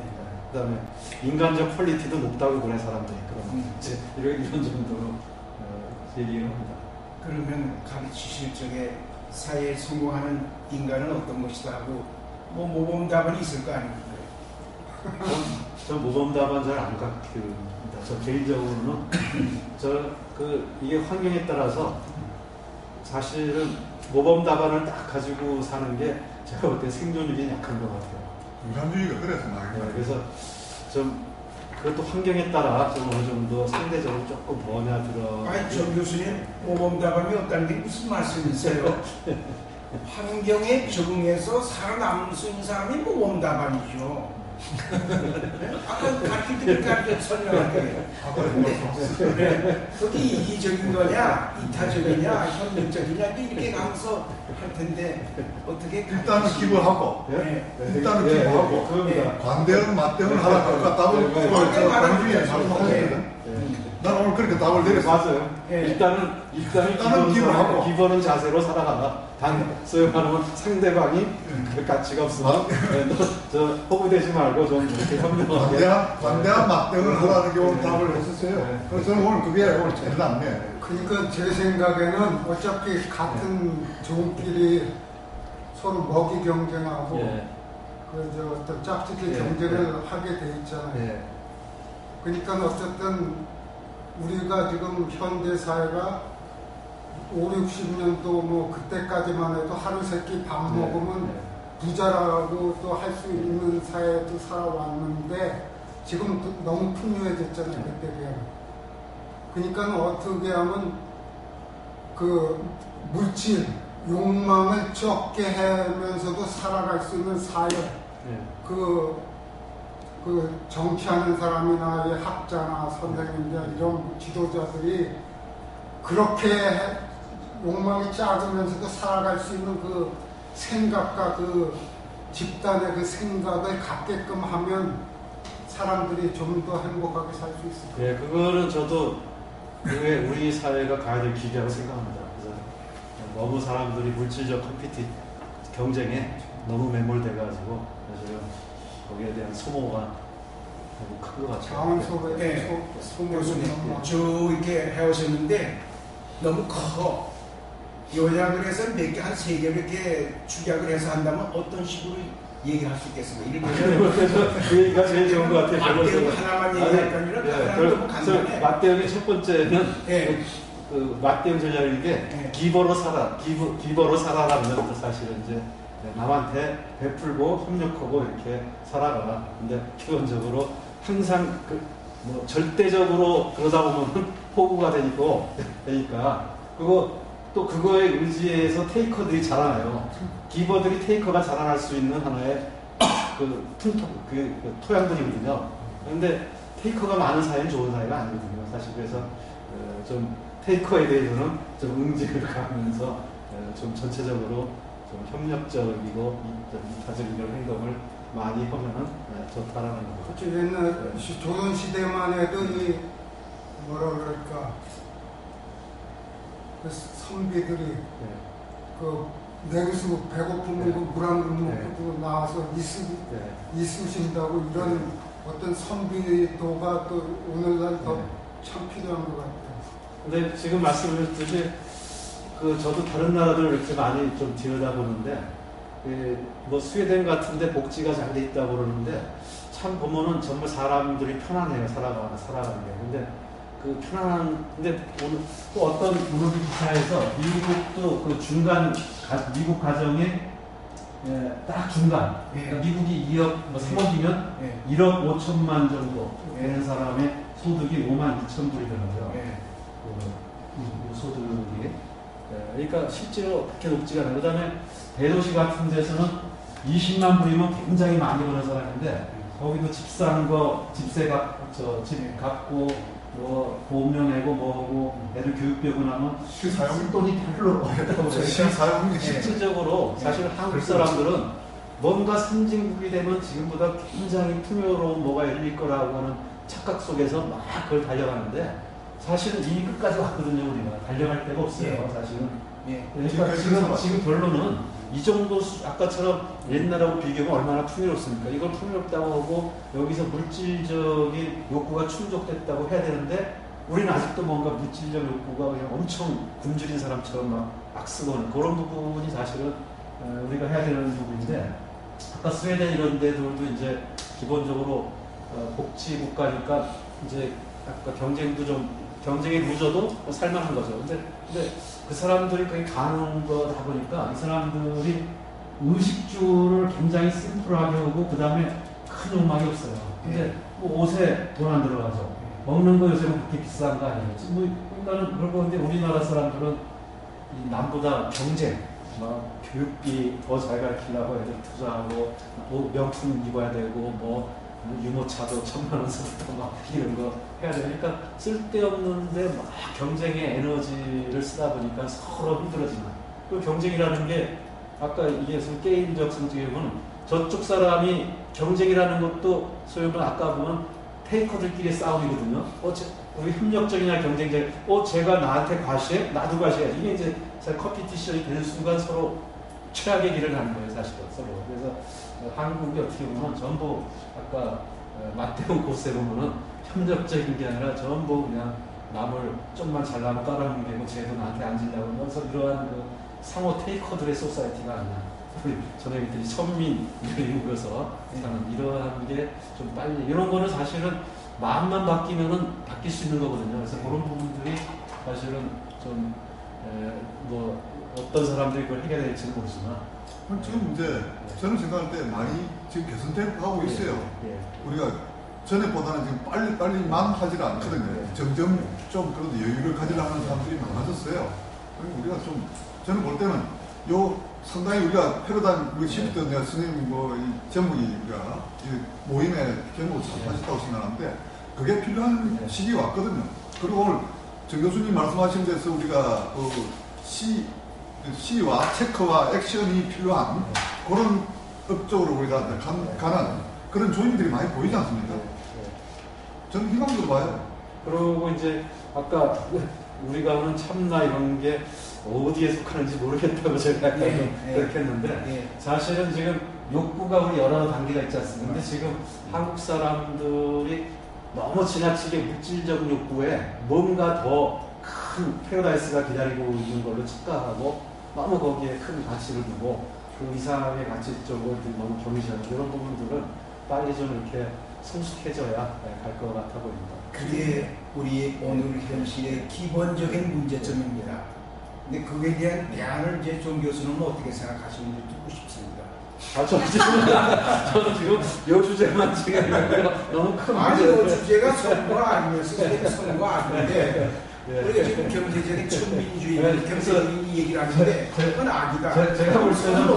제가 볼 때는 저희 참나도 지금 자기 실현 뭐 이런 부분이고 네. 저는 최근에 이 취미 활동들이 굉장히 다양해지더라고요. 우리 또 예. 인터넷 통해서 그래서 예. 사람들이 예. 좀 많은 가치들을 뭐 음악, 미술, 스포츠 또 여러 가지 이런 거에 좀 느끼고 거기서 잘하는 거에 뭔가 좀 더 보람을 느끼고 이 남보다 돈 많아서 명품 핸드백보다는 뭐 나는 뭐 걷기 동호회 근데 최근에 어떤 사람 만났더니 자기 부인이 걷기 동호회 챔피언이래요. 하루에 40km씩 걷는데 네. 직업이 선생님인데 하루에 7시간씩 걷더라고요. 그 다음에 어떤 날은 100km 걷는데요. 네. 하루에 20시간. 네. 그래서 저 가평에다 내려다 주면 새벽 4시에 거기서부터 걸어와가지고 서울 뺑 돌고 집에서 그만 밤 12시. 그래서, 이야, 어떻게 보면 그런 유형의 사람들이 지금 점점 점점 늘어나는 게 네. 어떻게 보면 우리가 너도 나도 물질적 가치관에 매달리는 게 아니라 네. 다양한 가치관에 좀 이렇게 많이 바뀌고 있어요. 네, 그런 거는 대안 중에 하나가 아니라 생각이 듭니다. 어떤 것이 인간의 행복이냐? 네. 천민 경제가 행복이냐? 네. 그렇지 않으면 서로 같이 살면서 행복하게 사는 것이 예. 인간적인 길이냐? 그리고 아까 물질적인 경쟁은 사실은 테이커들을 아까 이기적인 사람들끼리 경쟁이거든요. 근데 거기서 승리하면 승리의 끝이 아니라 저쪽에서 또 보복하려고 해요. 계속 그러니까 이게 또 언제 또 이게 보복올지도 모르고 그래서 사실 그런 거는 굉장히 소모적이고 사실 좀 낭비적인 이런 부분이죠. 세계 경제가 그렇지 네. 않습니까? 한국하고 일본하고 지금 자동차 경쟁하고 뭐 중국하고 한국하고 또 뭐 여러 가지 경제 분야가 싸움하는 이게 이제 개인이나 국가나 똑같은 거 아닙니까? 저는 그만했고요. 원장님 말씀 좀 드리게 되겠습니다. 원장님 제가 했을 때는 정말 마지막에 참 멘트를 해주시는데 그게 딱 지금 머릿속에 남더라고요. 저는 거기에 마무리를 해야 되는 저는 그럼 이제 끝내고 멘트를 해주시는지 넘기겠습니다.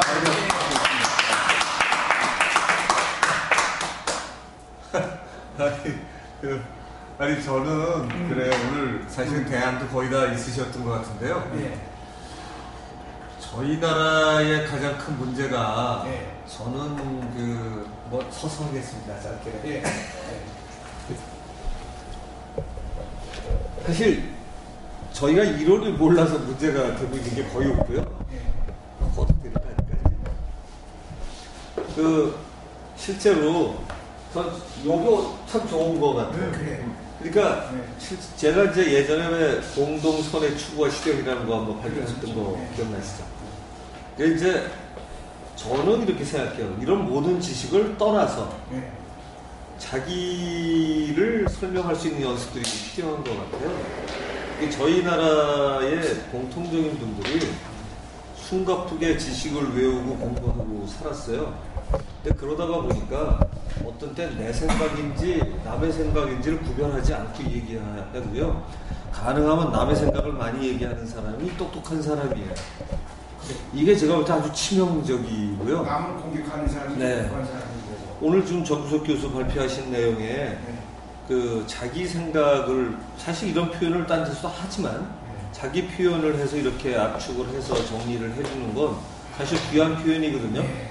저희가 종교적으로는 선악은 없다, 뭐 이게 견성이다 이런 얘기를 하지만 실제 삶에서 이제 접목을 하려면 이게 굉장히 중요한데 제가 선악이 없다는 걸 공부를 하다가 아까 이제 우주적 입장에서는 우주 전체 입장으로 바라보니까 인간의 입장에서 바라보지 않아야만 하니까 이때는 정말 선악이 없어져요. 그런데 이제 자기 개인으로 산다든가 한국인으로 산다든가 뭐 단체로 여행을 갔는데 한국인으로 나갔는데 뭐 터키나 이런 데 가보면 한국인 뭐 이러고 하다가 보면 아무래도 같은 사람이라기보다 한국인과 터키 한국인과 뭐 미국 이런 식으로 만나기를 확률이 높단 말이죠. 근데 저는 이제 주제가 가장 큰 공부가 선악이 없다와 있다가 이제 선악을 쉽게 결정하면 안 된다라는 정도가 오늘 상당히 중요한 주제일 것 같아요. 내 생각대로 선악을 결정하면 안 된다. 그러니까 이제 적어도 이거를 얘기하기 위해서라도 저는 제가 공동선의 추구와 실현을 할 때 무슨 생각을 했냐면요. 선악이 없다 해서 공동선의 추구와 실현이라는 걸 발표를 하면 이 논문의 제목이 질이 떨어진 거거든요. 그렇지 않습니까? 없다라고 주장해야 되는데 공동선의 추구와 실현을 필요하다고 생각해서 제가 그거를 지금 낸 거잖아요. 근데 이런 생각을 했어요. 예를 들어 예전에 이제 여러분이 임진왜란 때 사명당 이런 분들이 서산대사 이런 분들이 왜군 들어올 때 나서서 같이 해줬단 말이죠. 근데 이 양반들이 제가 볼 때 분명히 선악이 없는 걸 깨달으시는 분이었을 거예요. 그럼 사실은 일본군이 한반도를 먹어도 별로 문제가 없어요. 사실은. 그분 입장에서. 근데 이제 만약에 관점을 아까 이제 이렇게 하던 세계인도 막 하셨는데 한국인의 입장에서 딱 보면 굉장히 비참하죠. 그래서 한국인인 스님의 입장에서 한국인 스님 중에 견성한 스님의 입장에서 뭘 해야 될까를 순간적으로 고민하지 않았을까 하는 생각을 해요. 제가 실제로 고민했던 내용이에요. 왜냐하면 저도 선악이 없다고 그러고 삶 참 편해요. 웬만한 거 다 괜찮거든요. 선악이 없는 세상엔 정말 올바른 건 없는 거거든요. 바꿔서 표현하면 모든 게 올바른 거기 때문에 잘못할 게 없어요. 그래야 선악이 없는 거거든요. 그러니까 선악이 없는데 뭔가 이게 옳아라고 생각하고 싶으면 뭐가 잘못된 거거든요. 이게 수련해서 덜 됐다. 머릿속에 이 정리가 덜 된 하이 증거인데 일단 깨달았다고 하면 정말 깨달았다고 그러면 이 세상 문제가 없어요. 그런데도 불구하고 서산대사나 이런 양반들이 그런 싸움에 동참을 해서 했다는 건 무슨 의미인가? 깨닫지 못했다고 그 사람들 딱 자르면 아주 뱃속 편하게 끝나는데 앞만 봐도 좀 다른 것 같아요. 그러니까 저도 이제 이 시대를 살아가는 저의 입장을 놓고 보면 저는 뭘 하면서 살아야 되나?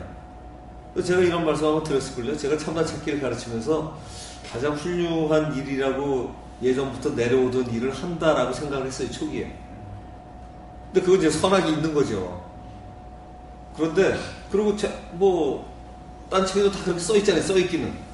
써있기는 가장 최고 좋은 게 법보시라고. 이게 제일 고급이라고 써있단 말이에요. 제가 만든 말도 아니고 남의 말이에요.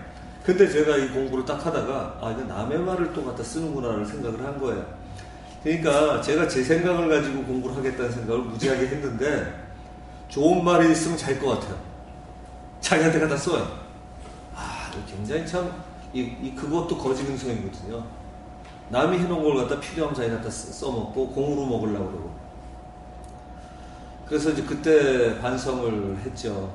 아니구나. 선악이 없는 사회에서 내가 하는 일은 내가 좋아서 하는 일일 뿐이다. 여기에 가치를 제가 둔다는 건 모든 다른 것보다 가치를 우월하게 두면은 그런 쪽에 있는 종사하는 사람들은 그렇게 해도 되지만 그건 훌륭하지 않다라는 생각을 하게 됐고요. 그러다가 보니까 이제 성명상수라는 게 그래서 들어옵니다. 동양에서 성명상수라는 게 역할 하나하나가 전부 다 훌륭하고 옳은 거구나. 거기 그릇됨이 없구나. 그러니까 모든 걸 같이 있다고 바라보게 되면 문제될 게 없어요. 근데 이제 현실하고 갖다 비추어 보면 자기의 직업을 좋다고 생각하는 사람이 전 세계적으로 드물죠. 근데 특히 이제 선진국이라는 데로 가면 다행인 게 거기는 인간이 고민을 더 하고 살았는지 지금 우리들보다는 자기 직업을 좀 좋아해요. 근데 거기도 자기 직업을 좋아하지 못하는 사람이 참 대다수죠. 그래서 성명상수라는 이 성명정 3.1신고사상에 의하면 제가 이걸 왜 좋아하냐면 그걸 공부하다가 그게 정말로 그 뜻인 걸 알게 된 거예요. 우리나라 책에 보면 그렇게 번역 안 해놨어요. 우리나라 딴 분들이 번역한 내용은 그렇게 안 돼 있어요. 주석을 다는데. 근데 명이라는 걸 가지고 화두 삼듯이 공부를 하다가 자기 역할이야말로 최고로 만들어 가야 되는 거구나. 자기가 최고라고 생각을 하는 거구나. 근데 만약에 정말 그렇게만 된다면 자기 직업을 정말로 좋아하고 사랑하는 사람한테는 이게 사실 필요가 거의 없어지는 일이죠. 근데 이제 그 이상이라면 근데 이것도 이상이에요. 그러니까 선악이 없는 사회를 상정하고 그러면 자기 직업의 모든 게 다 소중하다까지 개념이 들어와요. 근데 이제 문제는 그런 사람들이 살면 서로 편한데 안 그랬을 때 어떻게 해야 되냐가 나와요. 거기서 나온 게 공동선의 추구와 실현이었어요. 근데 제가 그걸 써놓고 발표를 한 뒤에 발표를 그게 제가 이해약해서 했어요. 이해약해서 뭐 하나 아무거나 제목 마음대로 몰라도 좋다고 그러길래 하나 만들어서 저도 처음 발표해 본 건데, 그 생각을 하면서 무슨 생각을 했냐면 이거예요. 현재 가장 중요한 건 현재 우리의 생각이다. 현재 우리의 생각들인데 현재 우리 생각들이 못 도달하는 걸 가지고 이걸 가야 된다고 당위성이 현재까지 우리가 살아온 방식이잖아요. 근데 그게 아니라 부족한 걸 그대로 인정한 상태에서 모여서 이 사람들이 만드는 선, 이게 공동선이라는 거죠. 근데 우리는 공동선을 스스로 만들어 본 적이 없어요. 사실 제일 취약한 게 자기가 만들어서 실력이 없더라도 그거에서 합의를 하고 그 합의에 의해서 반드시 이걸 해야죠. 그 합의를 하고 나면 지키지 못하는 사람에 대한 처벌과 지키는 사람에 대한 그 포상을 반드시 해나가고, 그 다음에 이게 되면 공동선을 합의할 때 여기 전제 조건이 그래서 들어가요. 명상과 토론. 명상과 토론 없이 공동선을 합의할 수 있는 방식이 없어요. 그러니까 뽑을 때 또는 의원들이 모였을 때 명상 토론이 없거든요. 자기들 떼거리로 해가지고서 고집 부리고 숫자 싸움하고 이러는 거잖아요, 지금. 그러니까 그게 아니라 정말로 토론하고 하는 문화를 갖춰야 되겠다. 그러니까 대책이라면 아마 제가 이 수련이라는 데서 찾은 이 내용이 수련이 특별한 건 줄 알았어요, 처음엔. 근데 전혀 특별하지 않더라. 사람이 사는 사고방식이고 세상을 제대로 보는 눈을 키우는 거더라. 그리고 석가나 예수나 이런 분들도 결국 그거더라. 그렇다 그러면 그거를 서로 해서 나가는데 석가 예수만큼 못 가도 명상을 토론하는 게 습관만 되기 시작을 하면 우리의 산적한 문제를 해결할 수 있다. 그리고 한 번에 정답 못 찾으면 어떠냐. 또 상의해서 그 다음으로 넘어가고 규칙을 하다가 보면 지금 여기서 제가 하고 싶은 말이 다 있었어요. 요걸 하다가 보면 요때 여기에 나와야 된다라는 표현을 썼거든요. 남의 책, 뭐 석가나 예수나 공자책 갖다 쓰려고 하는 건 우리 세계의 얘기가 아니거든요. 깨달은 사람한테는 똑같은 얘기예요. 근데 이 사람들이 전 세계 몇 명이나 있어요?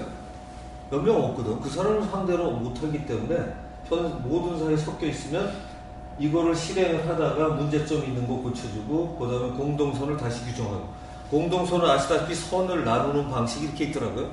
선이 공동선, 보편선, 절대선 뭐 이런 식으로 또 있더라고 보니까. 그래서 적어도 보편선이 될 때까지 이제 이상사회 목표가 있죠. 보편선을 향해서 나아가지만 공동선이라는 건 모든 조직이 그 당시에 가지는 그 구성원들의 합의가 도출만 된다 그러면 어느 정도 참아갈 수 있는데, 공동선을 도출하는 과정에 틀림없이 손해보는 두 집단이 있을 거예요. 하나 이익 보는 집단. 최상위 계층이 틀림없이 손해볼 거예요. 왜냐면 분명히 이 사람 앞서가 있는데 맞춰줘야 돼요. 자기가 조금 낮춰줘야 돼요. 그 다음에 아주 못 따라가는 사람이 또 고생하겠지만 이 사람들은 득도 좀 볼 거예요. 왜냐면 이것도 같이 끌고 가려고 해야 되니까. 그러니까 공동선으로 모이려고 하면 분명히 그렇게 뺏기 결정이 나지 않을 거예요. 뻔해요, 이게. 그러면 최고에다 맞추지 못할 거고, 제한에다 맞추지 못하고, 중간에다 갖다 맞추면 이 사람을 갖다가 이 사람 지도자 역할을 해서 또는 연구하거나 등등 해야 되고, 밑에 있는 사람들은 또 끌어서 올려줘야 되니까 저절로 명상 토론만 제대로 하면 된다. 근데 명상 토론보다 토론 중에 순위를 꼽으라면 제가 볼 때 토론인 것 같아요. 왜냐하면 토론하려면 명상을 해야 돼요. 토론하려면 명상을 해야 돼요. 그러니까 제가 볼 때 서구 교육에서 제가 부러운 것 중에 하나가 굉장히 많은 세미나와 굉장히 많은 토론을 시키고 학교 교육 자체가 대학원 과정에 그런 게 숱하게 많잖아요. 아예 옆에 도와만 주고 그런 과정에서 할 수 없이 지식인이라는 사람들이 적어도 남의 얘기를 들으면서 자기 거를 주장할 수 있는 연습을 시켜야 되는데 우리나라는 요즘 젊으니까 잘 모르겠네요. 요새 석박사는 그렇게 하나요? 별로 많이 안 하죠. 안 그러죠. 이게 문제일 거라고 생각해요. 그러니까 우리나라의 지도자가 그 경험이 없어요. 그리고 공무원서부터 대통령서부터 다 돼요. 그러니까 제가 깜짝 놀란 게 TV에서 토론하자고 생중계를 하고 있는데 토론하자고 박근혜 대통령이 그래서 시도가 좋다는데 우연히 그걸 좀 보았어요. 근데 누가 얘기하다 나오니까 중간에 딱 끊고 나오니까 끝나더라고. 대통령이 나오니까 토론이 아예 지시사항이지. 그래서 제가 내리고 있는 말씀이 맞는지 모르겠지만 저는 그렇게 생각해요. 이게 거창하게 따질 사항이 아니라 애들 때부터 토론을 먼저 시키는 연습을 한다. 그리고 주제를 집어넣고 관찰을 시켜서 주제를 시키고 거꾸로 이론이 만들어지는 과정도 체험을 시킨다. 그래서 이론이라는 게 외해될 사항이 아니라 우리가 필요하면 필요해서 갖다 쓰는 거고 얼마든지 극복할 수 있는 거다. 이런 생각을 하거든요. 그래서 그런 쪽이라면은 제가 볼 때는 이 선악에 관한 문제를 벗어쓰거나 이 현재 사회에 공동으로 대처해서 나갈 수 있는 방식이 근데 그거 없이 아까 이제 그 말씀도 결국은 제가 말씀이 비슷할 것 같은데 누군가가 나와서 그냥 결정하면 딴 사람들은 따라야 되는 거 가지고는 이게 승복이 안 되거든요.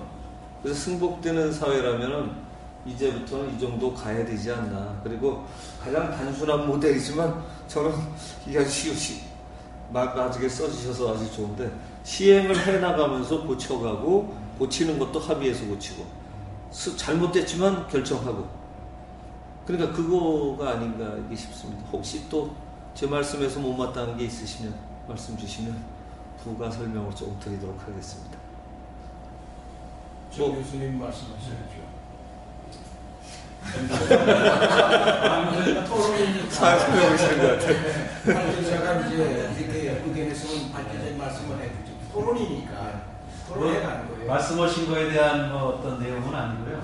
사실 이제 우리나라도 토론 문화를 활성화한다고 해가지고 TV에서 굉장히 좀 많이 하는데 그 한국은 좀 이념적 갈등이 워낙 기본적으로 깔려있다 보니까는 생산적인 토론이 아니고 계속 그냥 이기만 하고 그러다 보니까는 토론 자체가 좀 별로 생산적이지 않은 이런 게 상당히 많은 것 같습니다.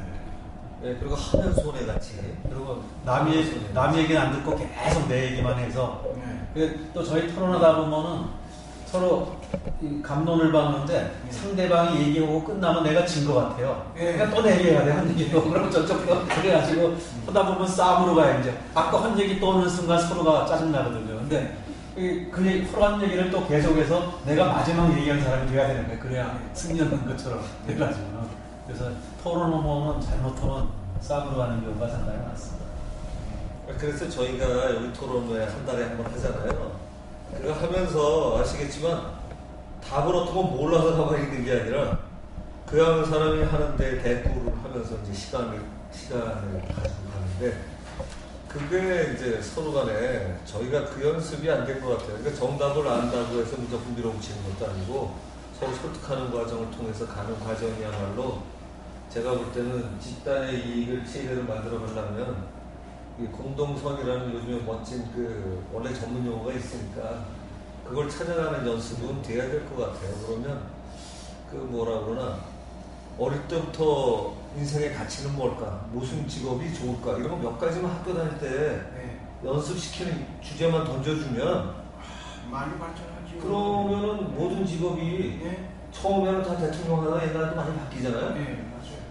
예전에 대통령 쓰시지 않으셨어요? 그러려면 장군. 예전에 쓰고 저희 때 정말 뭐 대통령, 장군 뭐 이렇게 이런 거 나왔었어요. 많이 나왔어.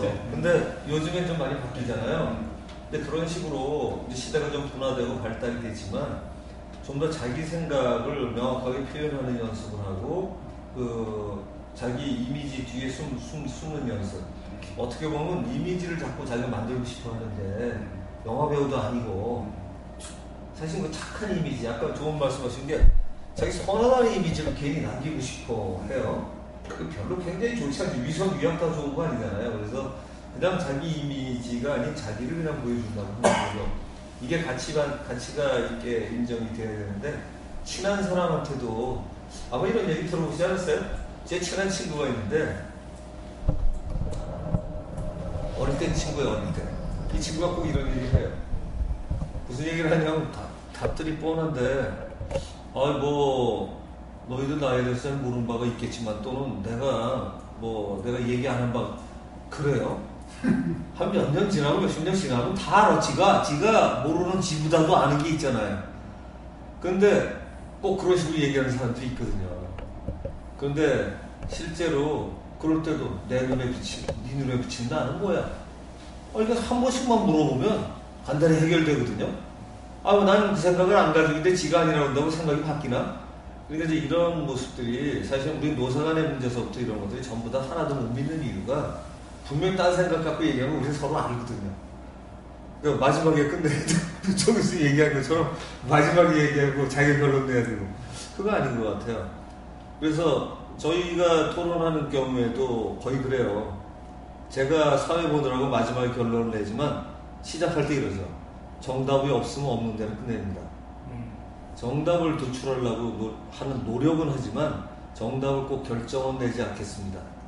이러고 하거든요. 그리고 대체로 그래왔어요. 어떤 데 입이 근질근질하죠. 답이 이건데 딴 얘기를 하고 있으면 이걸 잘라내면 되는데 그걸 어떻게 해요? 그거 해야지. 토론이라는 게 그런 거지. 그래서 그런 식의 하는 연습들을 좀 해야지 돼서 제가 볼 때는 아마 이런 게 더 필요할 것 같아요. 이런 얘기를 하실 수 있는 저희가 패러다임 시프트 뭐 이렇게 제목을 붙여볼게요. 이거 흔한 단어인데 이렇게 해서 연습을 하고 사고를 바꿔가고 서로 얘기 나누는 연습을 하는 분들이 이 사회에 이제 중요할 때가 됐다. 지식을 외워서 전달하는 거는 이제는 인터넷서부터 등등이 대단한 시대가 되었기 때문에 서로 간의 합의에서 저희가 손해보는 느낌을 주지 않는 사회면 제가 볼 때 꽤 행복한 사회 될 수 있거든요. 그래서 그렇게 단순한 데서부터 시작하면 되지 않을까 하는 제 생각입니다. 우리도 보면은 친구들 중에서 다른 사람들이 좋아하는 친구가 남 얘기 들어주는 친구 아닙니까? 그렇죠.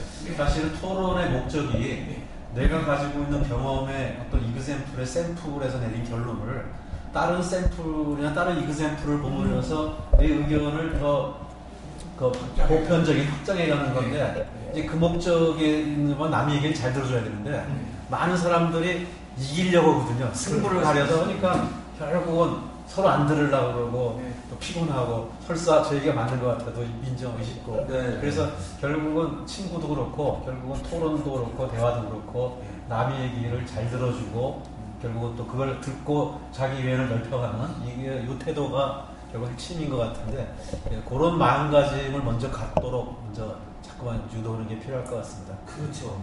아니 그거 딱 맞을 것 같아요. 그러니까 이제 도리어 실전에서 시키면서 이거 해서 지는 게 아니라 마지막에 네가 의식을 못 좁힌 놈이 지는 거다.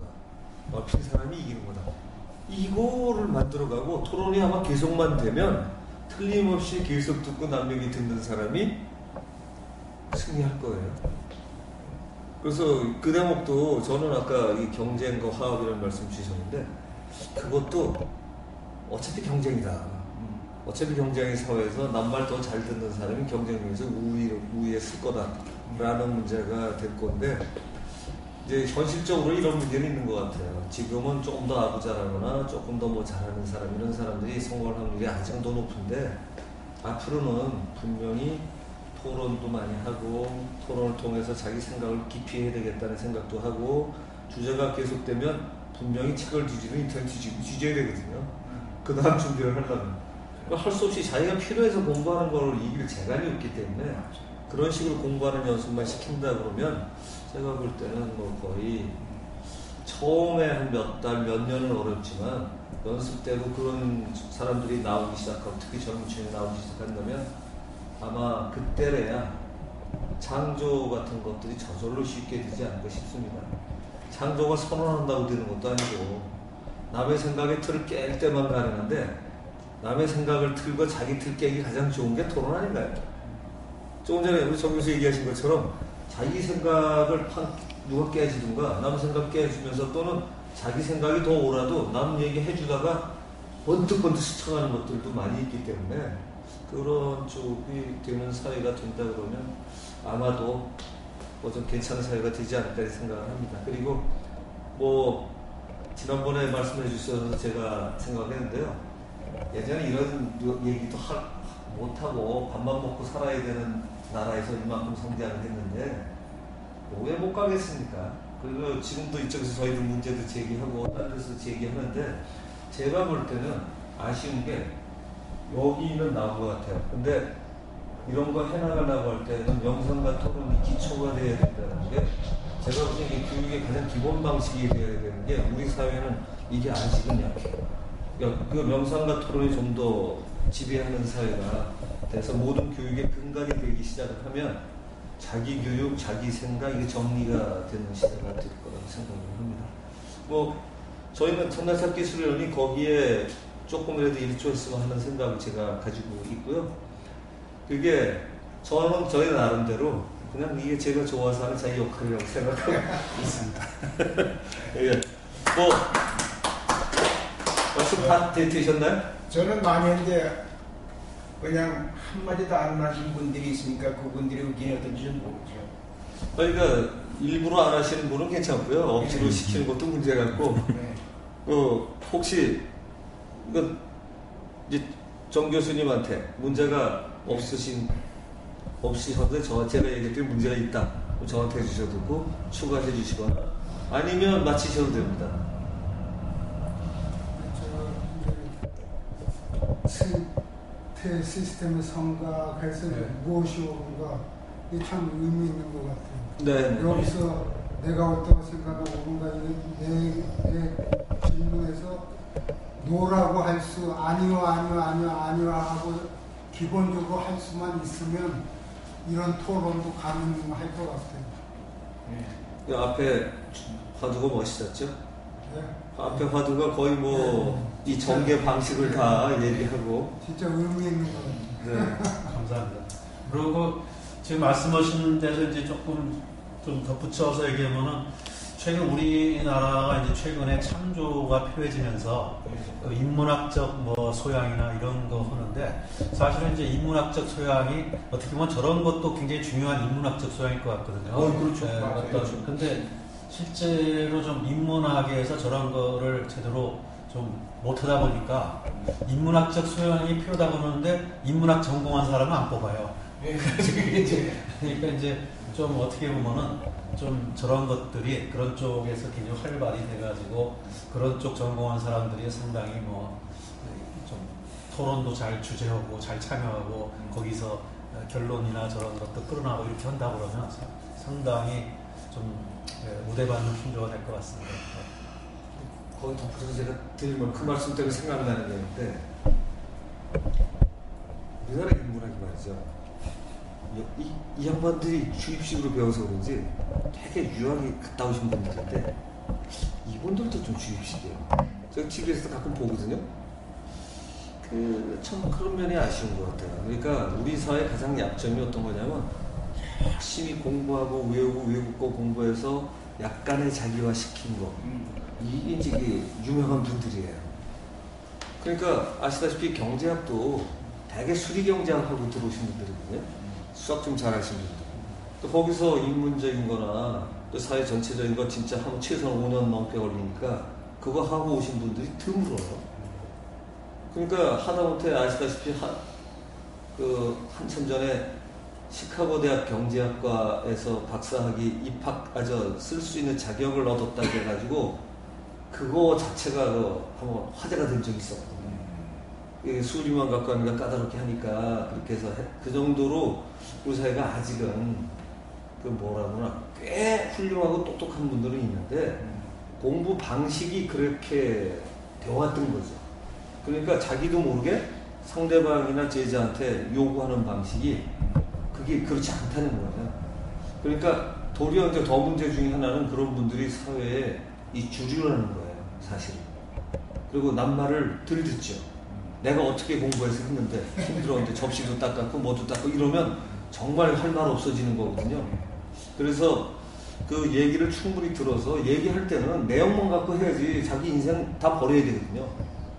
자기가 예전에 뭘 했는지가 무슨 상관이 있어요. 이 얘기할 때는.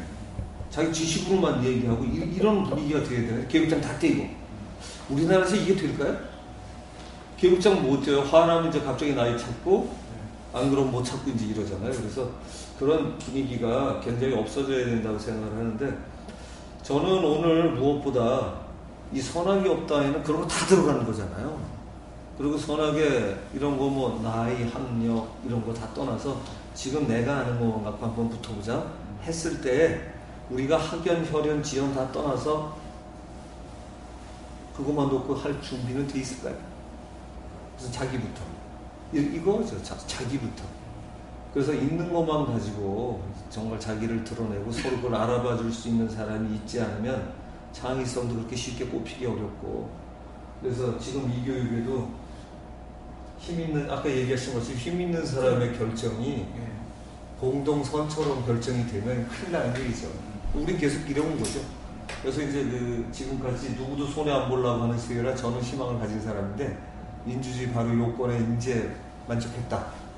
최대 다수의 최대 행복을 위해서 만인의 만이한 투쟁이 일어나는 대단한 시대에 한국이 살고 있어서, 근데 그러면 제가 볼 때 얼마 안 남은 것 같아요.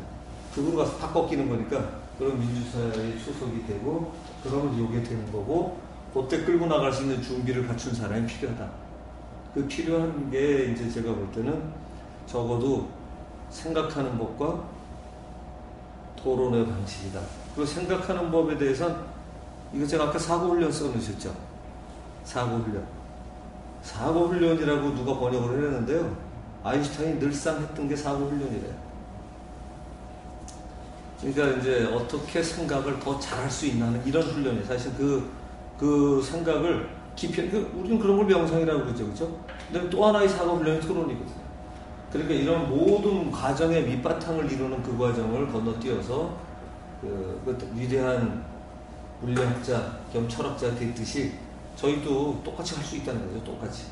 그래서 이제 그런 과정만 거칠 수 있으면 적어도 자기 직업에 자기가 난 요만큼에서 그만하려고 그러면 자기 그 직업을 가지고도 나로서 행복해 하면 되는 거니까 모든 역할에 이제 자기가 가치를 부여할 수 있는 게 다 거기서 나오지 않나 이런 생각을 합니다. 제 생각엔 그래요. 제가 봤을 때 그게 가장 중요하다고 생각을 합니다. 예. 뭐 못마땅한 게 없으시면 오늘 정수석 교수께 큰 박수.